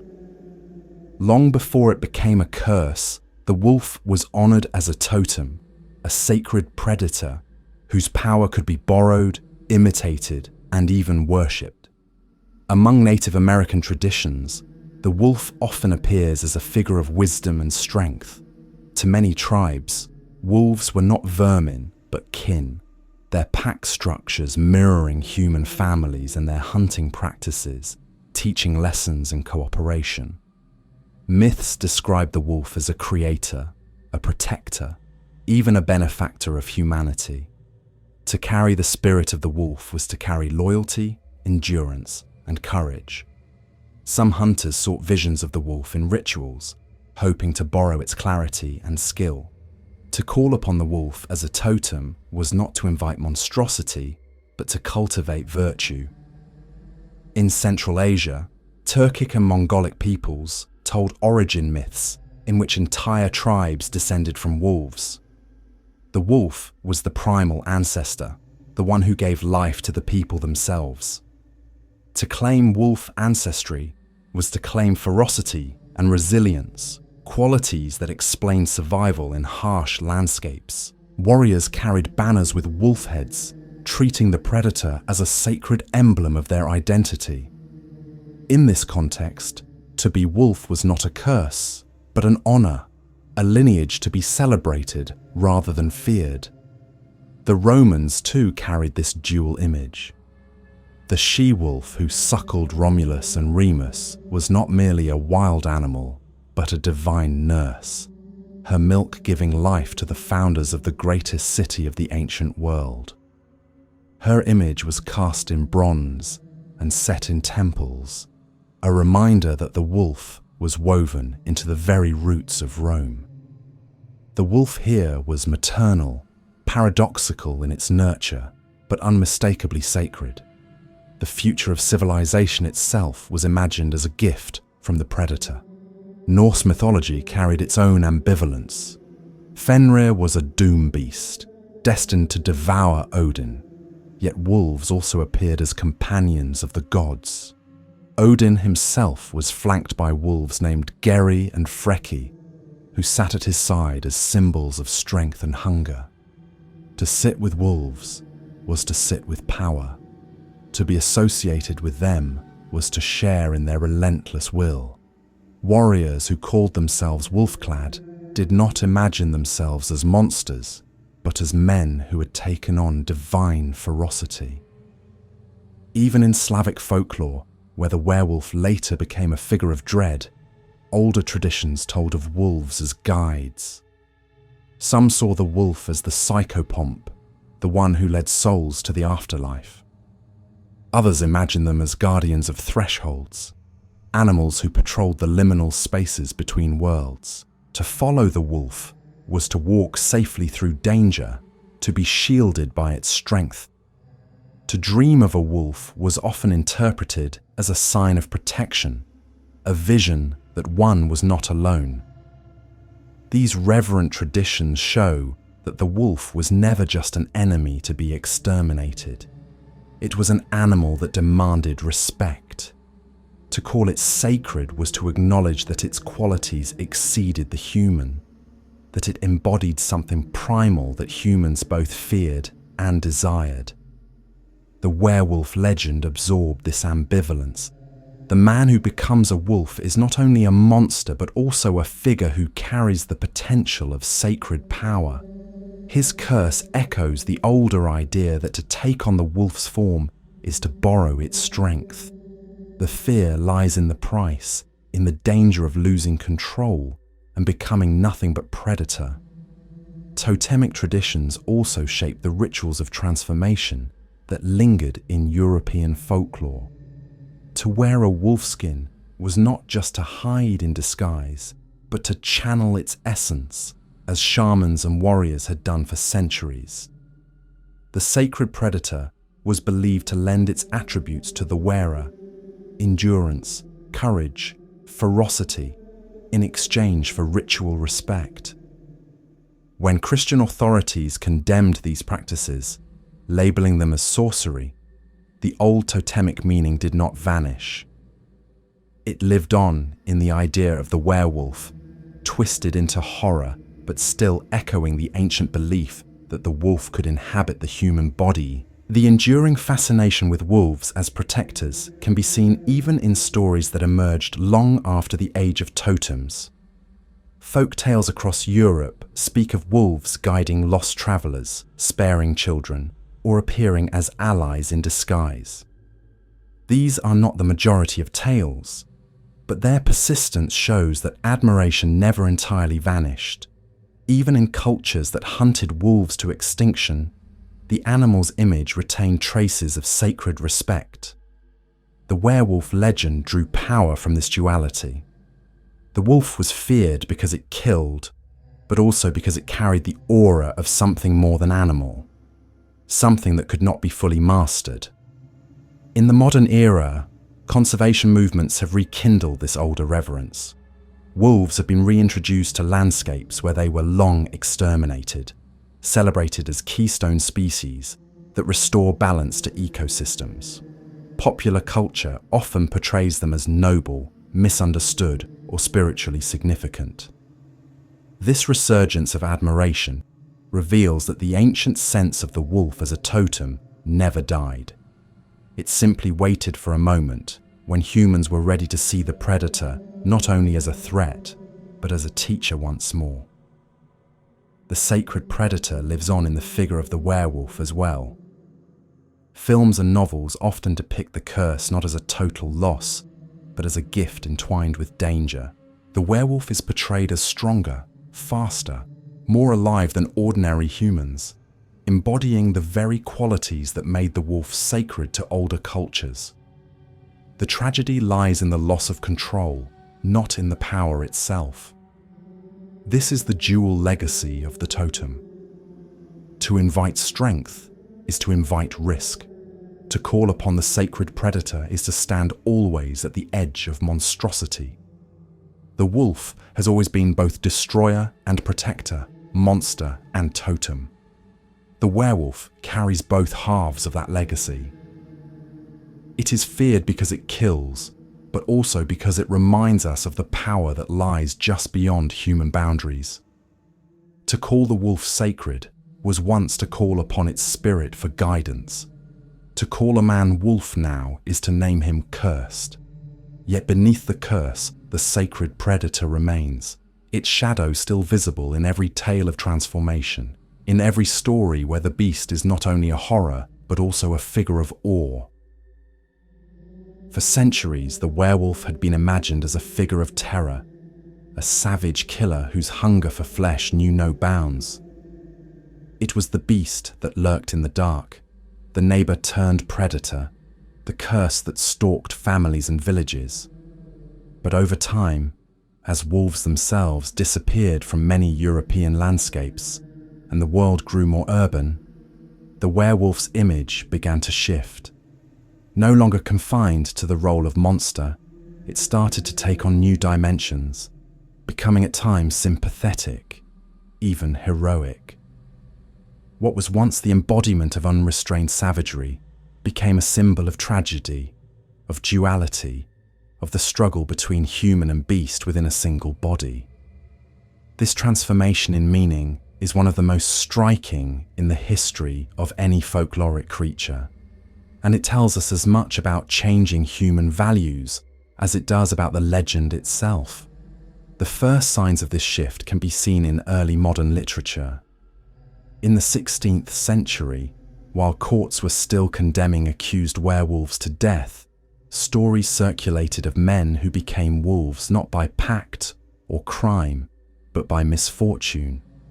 In some tales, they were cursed innocents, condemned by witches or fate to bear a burden they did not choose. These figures did not devour children out of malice. They suffered under a compulsion, struggling against their own nature. This subtle shift reframed the werewolf from villain to victim, and once that perspective emerged, it proved difficult to erase. The Romantic movement of the 18th and 19th centuries accelerated this change. Fascinated by the wild, the irrational, and the sublime, poets and novelists saw in the werewolf not just a monster, but a metaphor for the human condition. The beast within became a symbol of passion, of instinct, of the untamed self repressed by civilization. Rather than condemning the werewolf, writers began to pity it, to portray the transformation as a torment rather than a triumph of evil. In these depictions, the howl of the wolf was not only a cry of hunger, but of anguish, the voice of a soul trapped between two natures. By the time Gothic fiction took hold, the tragic werewolf had become a recurring theme. Writers crafted stories of men cursed to transform, horrified by their own actions, desperate for release. The curse of the bite was no longer only a danger to others, but a doom to the self, a fate that destroyed identity and love. In these narratives, the werewolf was not an outsider invading the community, but a familiar figure struggling within it, a reminder that monstrosity could grow from the inside out. The horror was still present, but it was mingled with sorrow.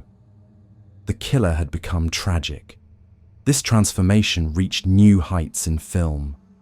The 1941 classic The Wolf Man set the template for the modern werewolf as tragic hero. Larry Talbot, bitten by a werewolf, becomes one himself, but the story lingers on his despair, his fear of harming those he loves, his plea for release.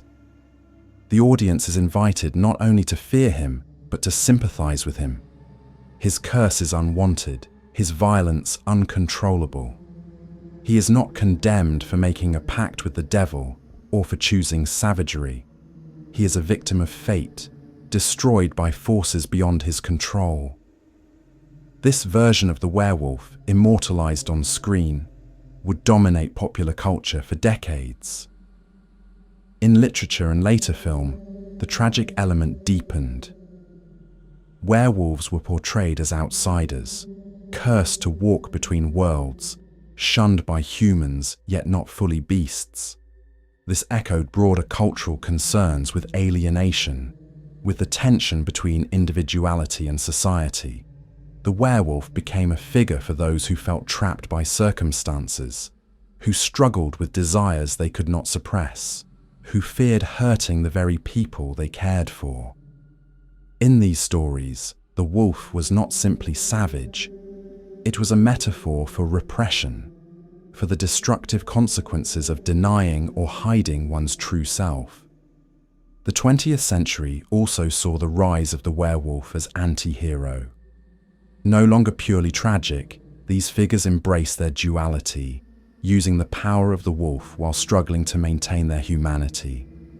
They were dangerous, yes, but also compelling, embodying the tension between freedom and restraint, instinct and reason.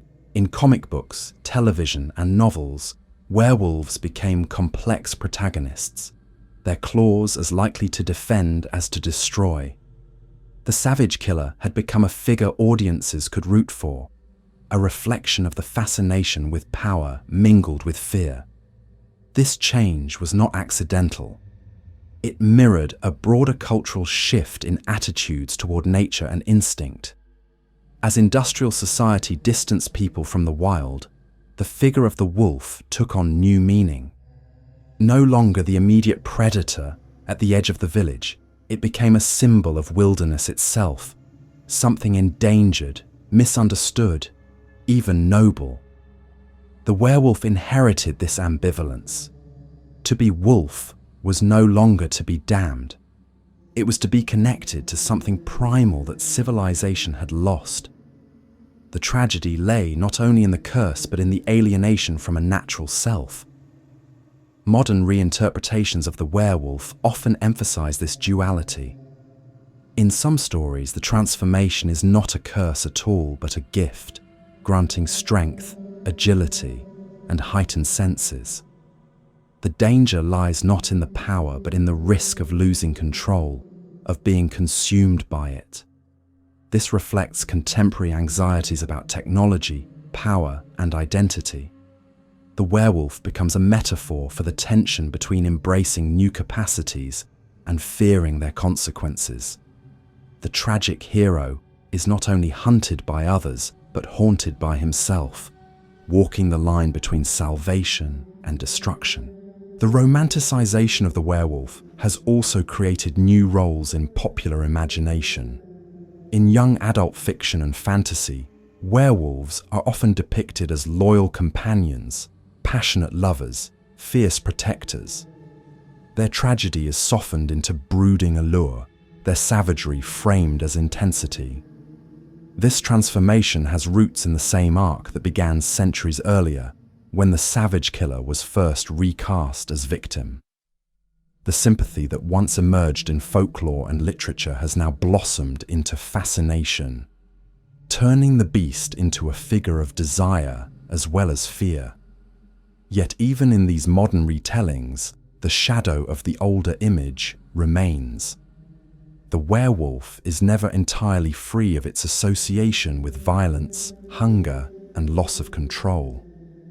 The tragic hero still carries the teeth and claws of the savage killer, and audiences are reminded that beneath the sympathy lies danger.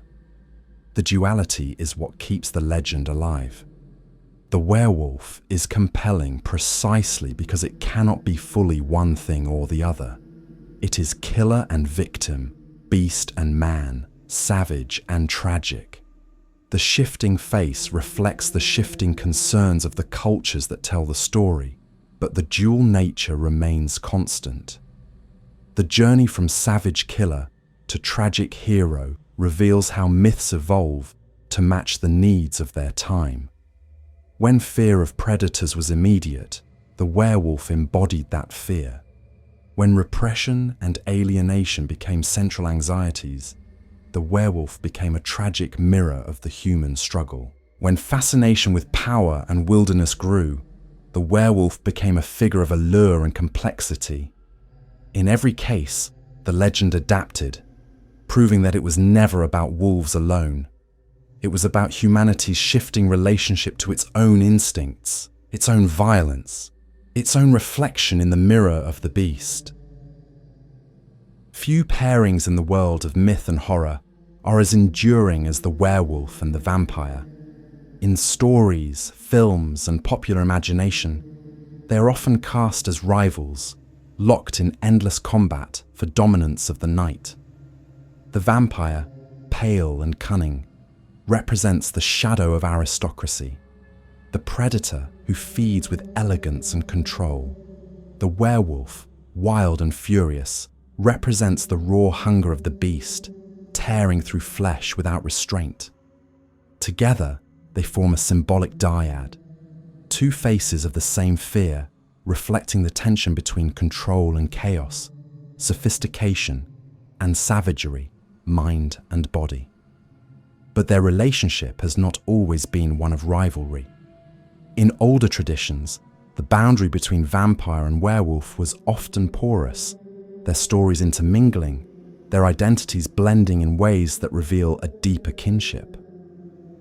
In Eastern European folklore, where both creatures found fertile ground, the distinction between vampire and werewolf was sometimes blurred. In parts of Serbia, Bulgaria, and Romania, werewolves were said to become vampires after death, rising from their graves to feed on the living. The boundary between beast and revenant was not rigid, but fluid, with both forms representing the return of the monstrous from within the community. The werewolf devoured flesh while alive. The vampire drained blood after death. Together, they formed a cycle of terror that left no escape. This overlap shows that the creatures were not always separate species of myth, but expressions of the same anxiety, that death and hunger were never far from life. The kinship also appears in their shared association with contagion. Just as the bite of the vampire transmitted vampirism, so too the bite of the werewolf spread lycanthropy. In both cases, violence was reproductive. The monster did not only kill, it created more of itself, multiplying its threat by infecting its victims. This parallel made the two creatures mirror images, one nocturnal aristocrat spreading his kind through intimate seduction, the other wild predator spreading his kind through savage attack. Both embodied the fear that evil was not external but viral, a disease that passed through touch and blood. Yet the rivalry between them also grew out of these similarities. To storytellers, it was compelling to imagine two monsters of the night competing for dominance. The vampire's sophistication was contrasted with the werewolf's savagery, the calm calculation of one set against the uncontrollable rage of the other. This opposition played well in literature and, later, on screen, where audiences could witness not only humanity's fear of the beast, but also the spectacle of monsters battling each other. The vampire was often portrayed as the manipulator, using intelligence and charisma to achieve his ends. The werewolf was the force of nature, unstoppable once unleashed. Their clash symbolized the eternal struggle between cunning and brute strength. The literary traditions of the 19th century helped cement this dynamic. While Gothic novels gave rise to the vampire as a figure of allure and horror, folklorists collecting tales of werewolves highlighted their savagery. Writers and readers alike began to position the two as foils.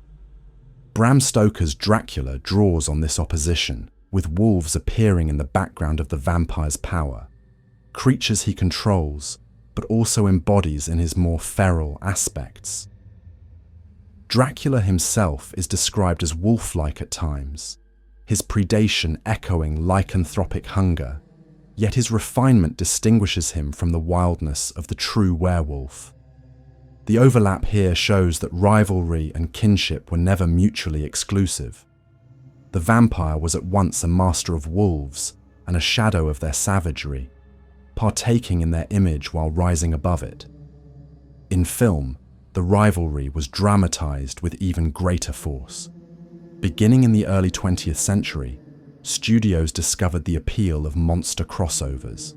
Vampires and werewolves were cast as natural enemies, their battles thrilling audiences while reinforcing their symbolic opposition. The 1940s and 1950s saw films in which the creatures clashed, each representing a different style of horror. The vampire's menace was slow, seductive, lingering. The werewolf's horror was immediate, visceral, violent. Together they offered a full spectrum of fear, satisfying both the dread of corruption and the terror of attack. By the late 20th century, this opposition had become a staple of popular culture. Novels, games, and films frequently depicted vampires and werewolves as ancient enemies, locked in wars hidden from human sight. The narrative often framed them as rival clans or species, their conflict stretching across centuries. This rivalry was more than spectacle. It symbolized the tension between two modes of being: order and chaos, control and freedom, civilization and wilderness. The vampire was immortal, refined, calculated. The werewolf was mortal, wild, explosive. Audiences were drawn to this polarity because it reflected the same dualities that structured human life. Yet alongside the rivalry, echoes of kinship persisted. Both creatures were outsiders, cursed beings who straddled the line between human and monster. Both struggled with their hunger, their curse, their alienation from ordinary life. In some modern stories, they were not enemies, but reluctant allies, united against common foes or bound by shared suffering. This alliance revealed the deeper truth that vampires and werewolves are less opposites than siblings, different expressions of the same anxiety about transformation and appetite. Where one represented the fear of refined corruption, the other represented the fear of animalistic collapse. Together they covered the full range of human dread. The fascination with their rivalry also reveals how myths adapt to cultural needs. In times when class divisions loomed large, the vampire symbolized the predatory aristocrat, while the werewolf symbolized the desperate peasant consumed by hunger. Their conflict was a metaphor for social struggle. The clash of elites and commoners played out in monstrous form. In other contexts, the rivalry mirrored anxieties about science and nature, control and instinct, reason and passion. By embodying these oppositions, the vampire and werewolf provided a canvas for audiences to project their own conflicts, turning mythology into allegory. Even today, their rivalry and kinship remain potent. In films, books and games, audiences still thrill to see them fight or ally, knowing that together they embody the two sides of monstrosity. The vampire whispers of seduction, manipulation, and the danger of control. The werewolf roars of rage, hunger, and the terror of losing control. To set them against each other is to dramatize the struggle between these forces within ourselves. To place them side by side is to admit that both belong to us, that the human heart carries within it both the cold cunning of the vampire and the wild hunger of the wolf.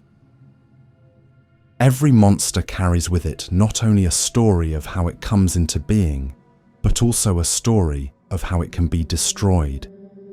These stories are as essential to the legend as the curse itself, for without them, communities would be left helpless, staring into the dark with no hope of defense. The werewolf is no exception. Alongside tales of transformation and savagery, there grew a parallel body of lore that described the creature's vulnerabilities, its limits, and the weapons that could bring it down. Among these, none became more famous than the silver bullet. But silver was only part of a broader framework.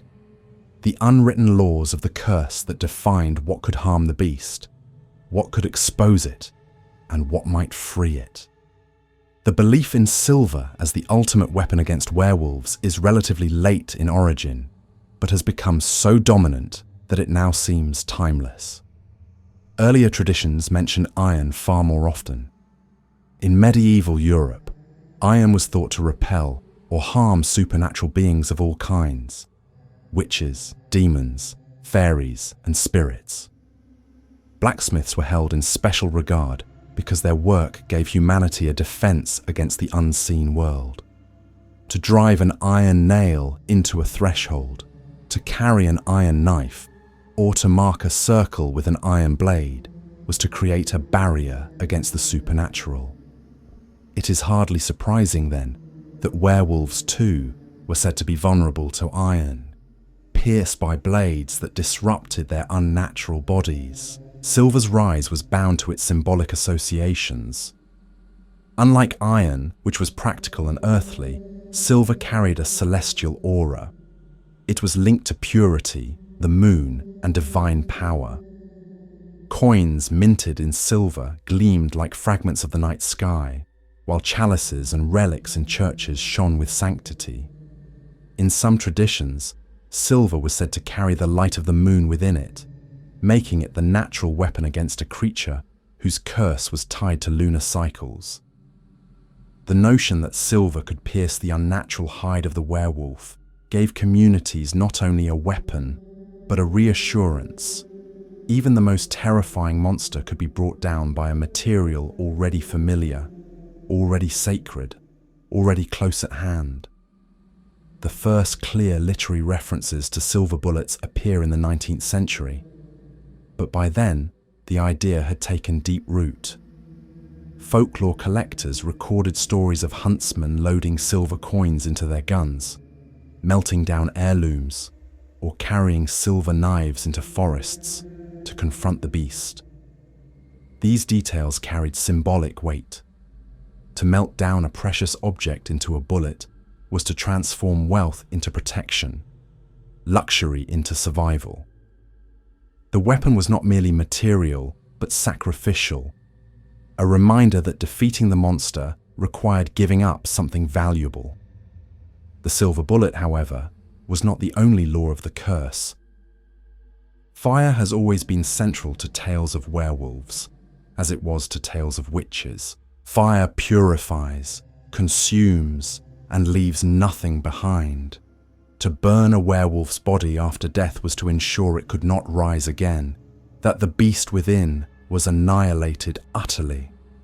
This ritual echoed the public executions of supposed werewolves during the hunts, where flames were as much a theological statement as a punishment.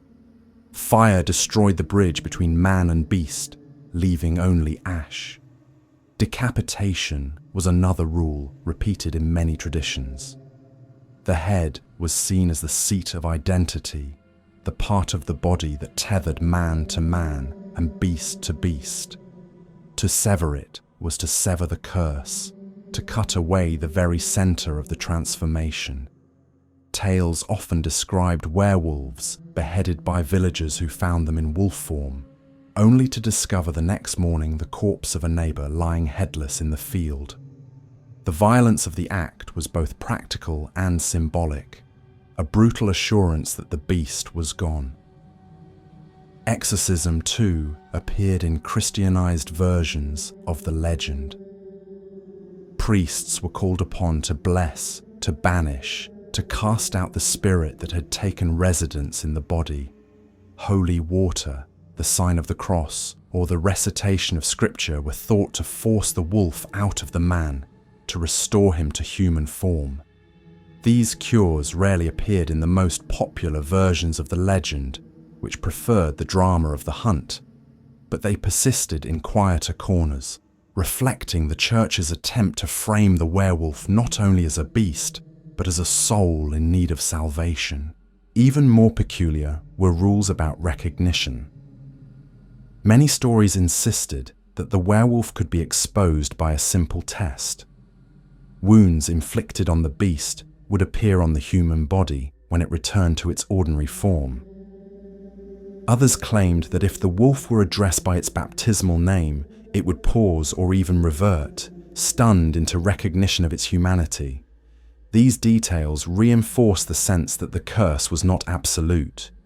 Beneath the beast, a fragment of the man remained, and with the right words or the right blow, that fragment could be forced back to the surface. The existence of these laws reveals how essential boundaries were to the legend. If the werewolf were truly unstoppable, truly invulnerable, the story would inspire despair rather than fascination. The laws of the curse gave shape to fear, turning it into something that could be faced, however terrifying the struggle. They reassured communities that monsters had rules, and rules meant the possibility of victory. To know that silver pierced the hide, that fire consumed the beast, that iron disrupted its power, was to know that humanity was not entirely defenseless. The persistence of the silver bullet in modern culture speaks to its symbolic perfection. It is quick, decisive, absolute. The moment of transformation, the moment of revelation, is countered by the single flash of silver, a weapon as mystical as the curse it destroys. In film and fiction, the silver bullet became more than a detail. It became the law itself, the one truth everyone knows, even if they know nothing else of werewolves. Ask anyone today how to kill one, and the answer will come without hesitation: silver. That clarity, that certainty, is what allows the legend to survive in a world otherwise skeptical of monsters. And yet the laws of the curse are not only about destruction, they are about the balance between fear and hope, between the inevitability of transformation and the possibility of release. The silver bullet may kill, but it also redeems, freeing the cursed from their torment. Fire may destroy, but it also purifies. Recognition may expose, but it also reminds that humanity lingers beneath the beast. These are not only weapons, they are stories of boundaries, of limits, of the fragile line that makes monstrosity bearable, because it can, at least in legend, be undone. When the torchlight of the trials faded and wolves themselves were pushed out of much of Europe, the werewolf did not vanish. It migrated from courts and confessions into stories, novels, stage plays, and eventually the silver screen. In this process, it transformed yet again, adapting to new fears, new desires, and new cultural landscapes. What began as whispered superstition and legal accusation became one of the central monsters of modern horror, standing alongside the vampire and the ghost as a figure instantly recognizable. The werewolf in the modern imagination is not merely the relic of folklore, but a creature continually reinvented, reflecting the anxieties of each era from the 19th century to the present. The first wave of this transformation came with the Gothic revival in literature. While the 18th century had largely turned away from supernatural monsters, preferring reason and enlightenment, the 19th century rediscovered fascination with the irrational and the uncanny. Folklorists collected village tales of werewolves, preserving them in anthologies that circulated widely among readers eager for glimpses of the mysterious. Writers began weaving these motifs into their stories, presenting werewolves not only as predators, but as tragic figures, cursed souls who could not escape their dual nature. The Gothic imagination was drawn less to the idea of simple beasts and more to the torment of divided identity. By the time Romanticism had reshaped European culture, the werewolf was firmly established as a symbol of passion, instinct, and uncontrollable desire. Poets and novelists used it to dramatize the struggle between civilization and wildness, restraint and impulse. The wolf was no longer simply the threat outside the village, but the mirror of what lay within the human heart. This new emphasis paved the way for the modern reinventions that would follow, where the werewolf was not only something to fear, but something to understand. The transition from page to stage and film accelerated the change. In the 19th century, traveling shows and penny dreadfuls featured werewolf transformations as spectacles. Audiences thrilled to see actors appear to change before their eyes through crude but effective illusions. These performances gave the werewolf a new visibility, making it not only a story to be read, but an experience to be seen. By the time cinema emerged, the werewolf was ready for its most iconic role. The 1941 film The Wolfman stands as a turning point. It was here that the modern template for the werewolf was fixed in popular culture.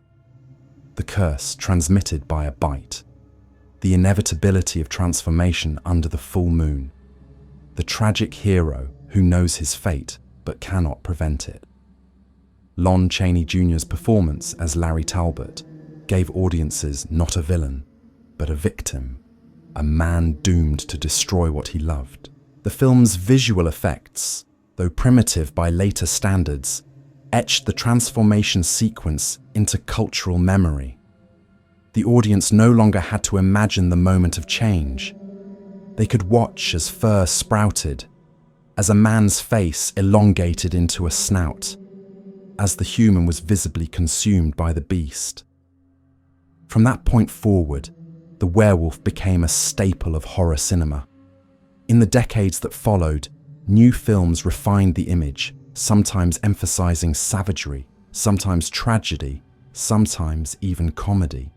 Each retelling added to the mythology, introducing details that were not part of older folklore, but became canonical in the modern imagination. The full moon as trigger, the silver bullet as cure, the uncontrollable frenzy of the beast.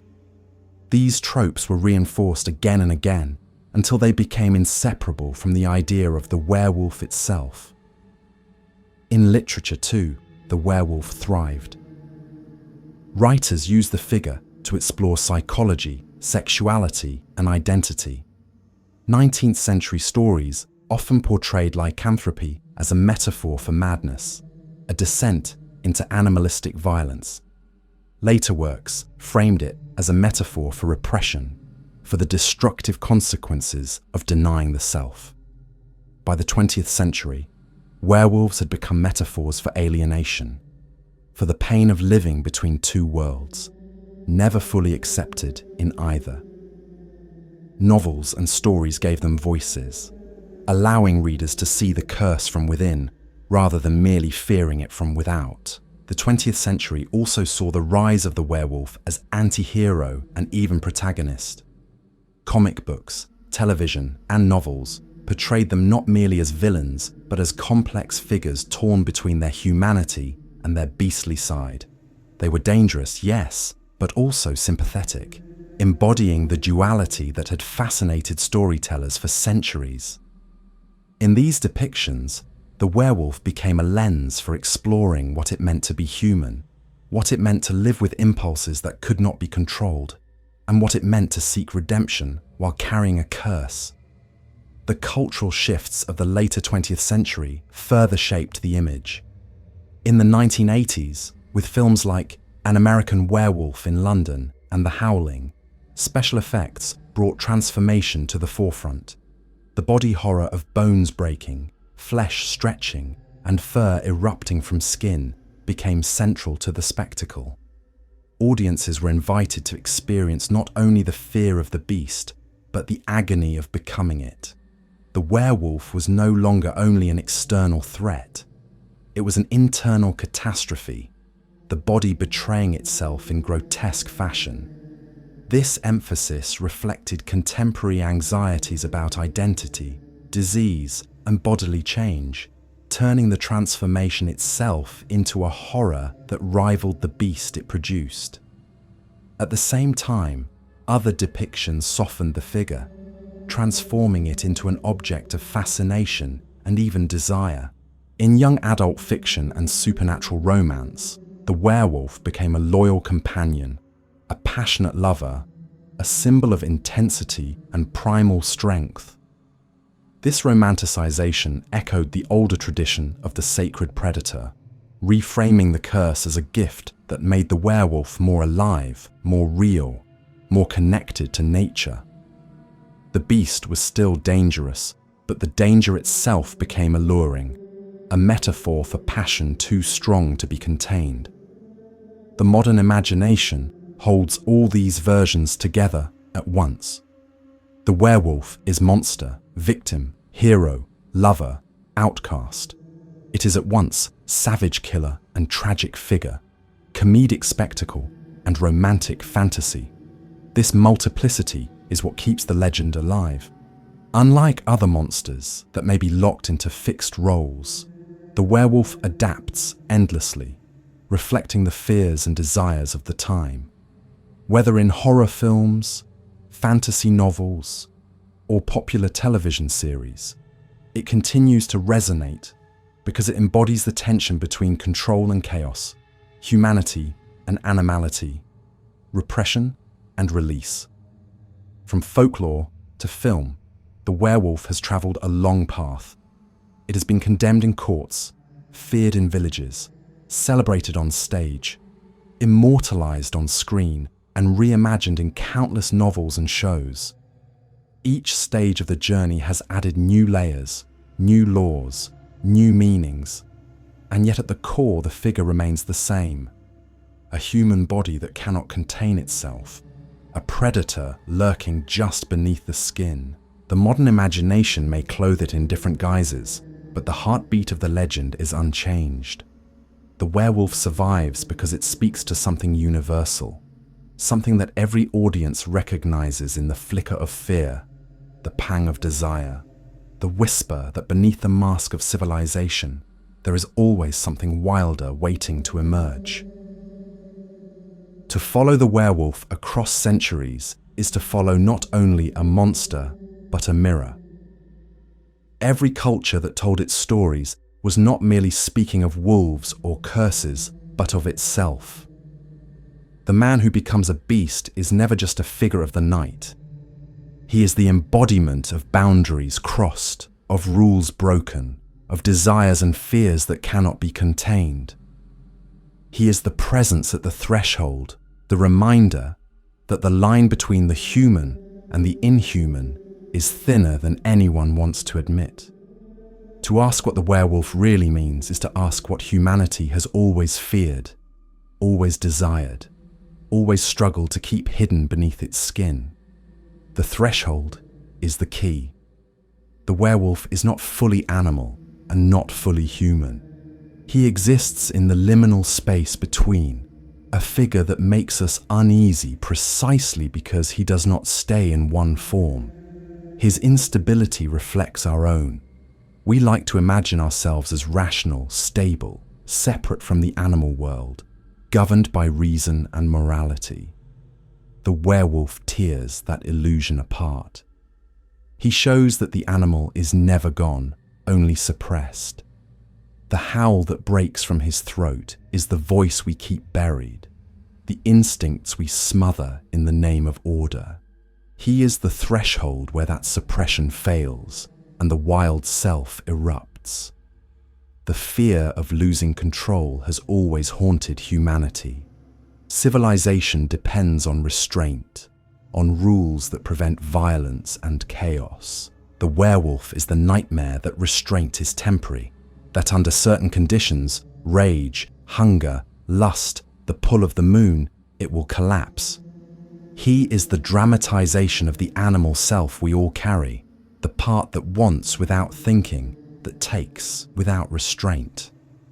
The stories terrify because they suggest this collapse is not only possible, but inevitable, recurring as surely as the lunar cycle. The beast at the threshold is not an intruder. It is ourselves. But the werewolf does not only terrify, he also fascinates because he represents freedom. To become wolf is to shed the burdens of morality, law, and expectation. It is to run with speed and strength no human body can match, to live without the compromises of society. This allure has never been absent from the legend. Warriors who wore wolfskins sought not only ferocity, but liberation from ordinary identity. Modern audiences who thrill to transformation scenes are not only horrified, they are envious. The werewolf means release as much as it means destruction, and that duality is why it survives. The beast at the threshold is also a symbol of alienation.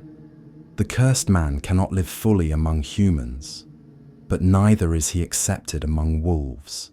He belongs to neither world, trapped between. This resonates with anyone who has felt like an outsider, carrying parts of themselves that cannot be revealed without fear of rejection. The werewolf is the eternal exile, doomed to live at the margin of identity, his body itself betraying him each time the change comes. In this sense, the meaning of the werewolf is not only about violence, but about loneliness, about the pain of being split in two. The curse speaks too to anxieties about inheritance and responsibility. The idea that lycanthropy can be passed through bloodline reflects the fear that we carry within us traits we cannot escape, that our bodies are marked by our ancestors in ways we do not choose. The werewolf at the threshold reminds us that identity is never fully self-made. It is shaped by forces older than ourselves, whether genetics, family, or culture. The beast is the inheritance no one can entirely refuse. Religion and folklore also frame the werewolf as a moral warning. To step into the form of the wolf is to abandon the protections of the sacred order, to betray community and covenant. Yet even here the figure is not wholly externalized. The threat is always within. Unlike demons or spirits that invade from outside, the werewolf erupts from the body of a neighbor, a friend, a husband. He is the danger we know, the danger close at hand. What he means in this framework is that evil is not distant. It lives in us, in the people around us, waiting for the right moment to surface. Modern psychology has amplified this interpretation, seeing the werewolf as the shadow of the self, the archetype of repression. The beast at the threshold is the embodiment of everything we push aside: violence, lust, rage, selfishness, only to have it return stronger for being denied. He is not only a monster, but a lesson about what happens when we pretend we are purely civilized. To repress the beast entirely is to guarantee that it will return in distorted, uncontrollable form. The werewolf means that humanity must confront its own animal nature, not hide from it. The meaning shifts with each age, but the threshold remains constant. For villagers of the Middle Ages, the werewolf meant the terror of betrayal within the community. For shamans and warriors, it meant the possibility of sacred transformation. For Gothic writers, it meant the tragedy of divided identity. For modern audiences, it means the struggle between instinct and reason, freedom and control, alienation and belonging. The figure survives because it is infinitely adaptable, always hovering at the edge of whatever fear or desire dominates a culture. The beast at the threshold is not only a monster of folklore, but a mirror of humanity itself. He means that the animal is always near, that identity is never fixed, that civilization is never absolute. He means that freedom is terrifying and desire is dangerous, but that both are inseparable from what it is to be human. He means that exile and loneliness are as much a part of existence as belonging and community. He means that the mask of humanity is fragile, and that to acknowledge the beast is to acknowledge ourselves more fully. The werewolf has been many things: savage killer, cursed victim, tragic hero, romantic figure. But in every guise he has remained the presence at the edge, the shape that cannot be fully excluded. That is what he really means. He is not only a story of wolves or curses, but a story of us, of the instability of our identity, the fragility of our control, and the wildness that never leaves us. The beast at the threshold is always waiting, always reminding, always showing that the human and the animal are not opposites but inseparable, forever bound in the same body, forever haunting the same imagination.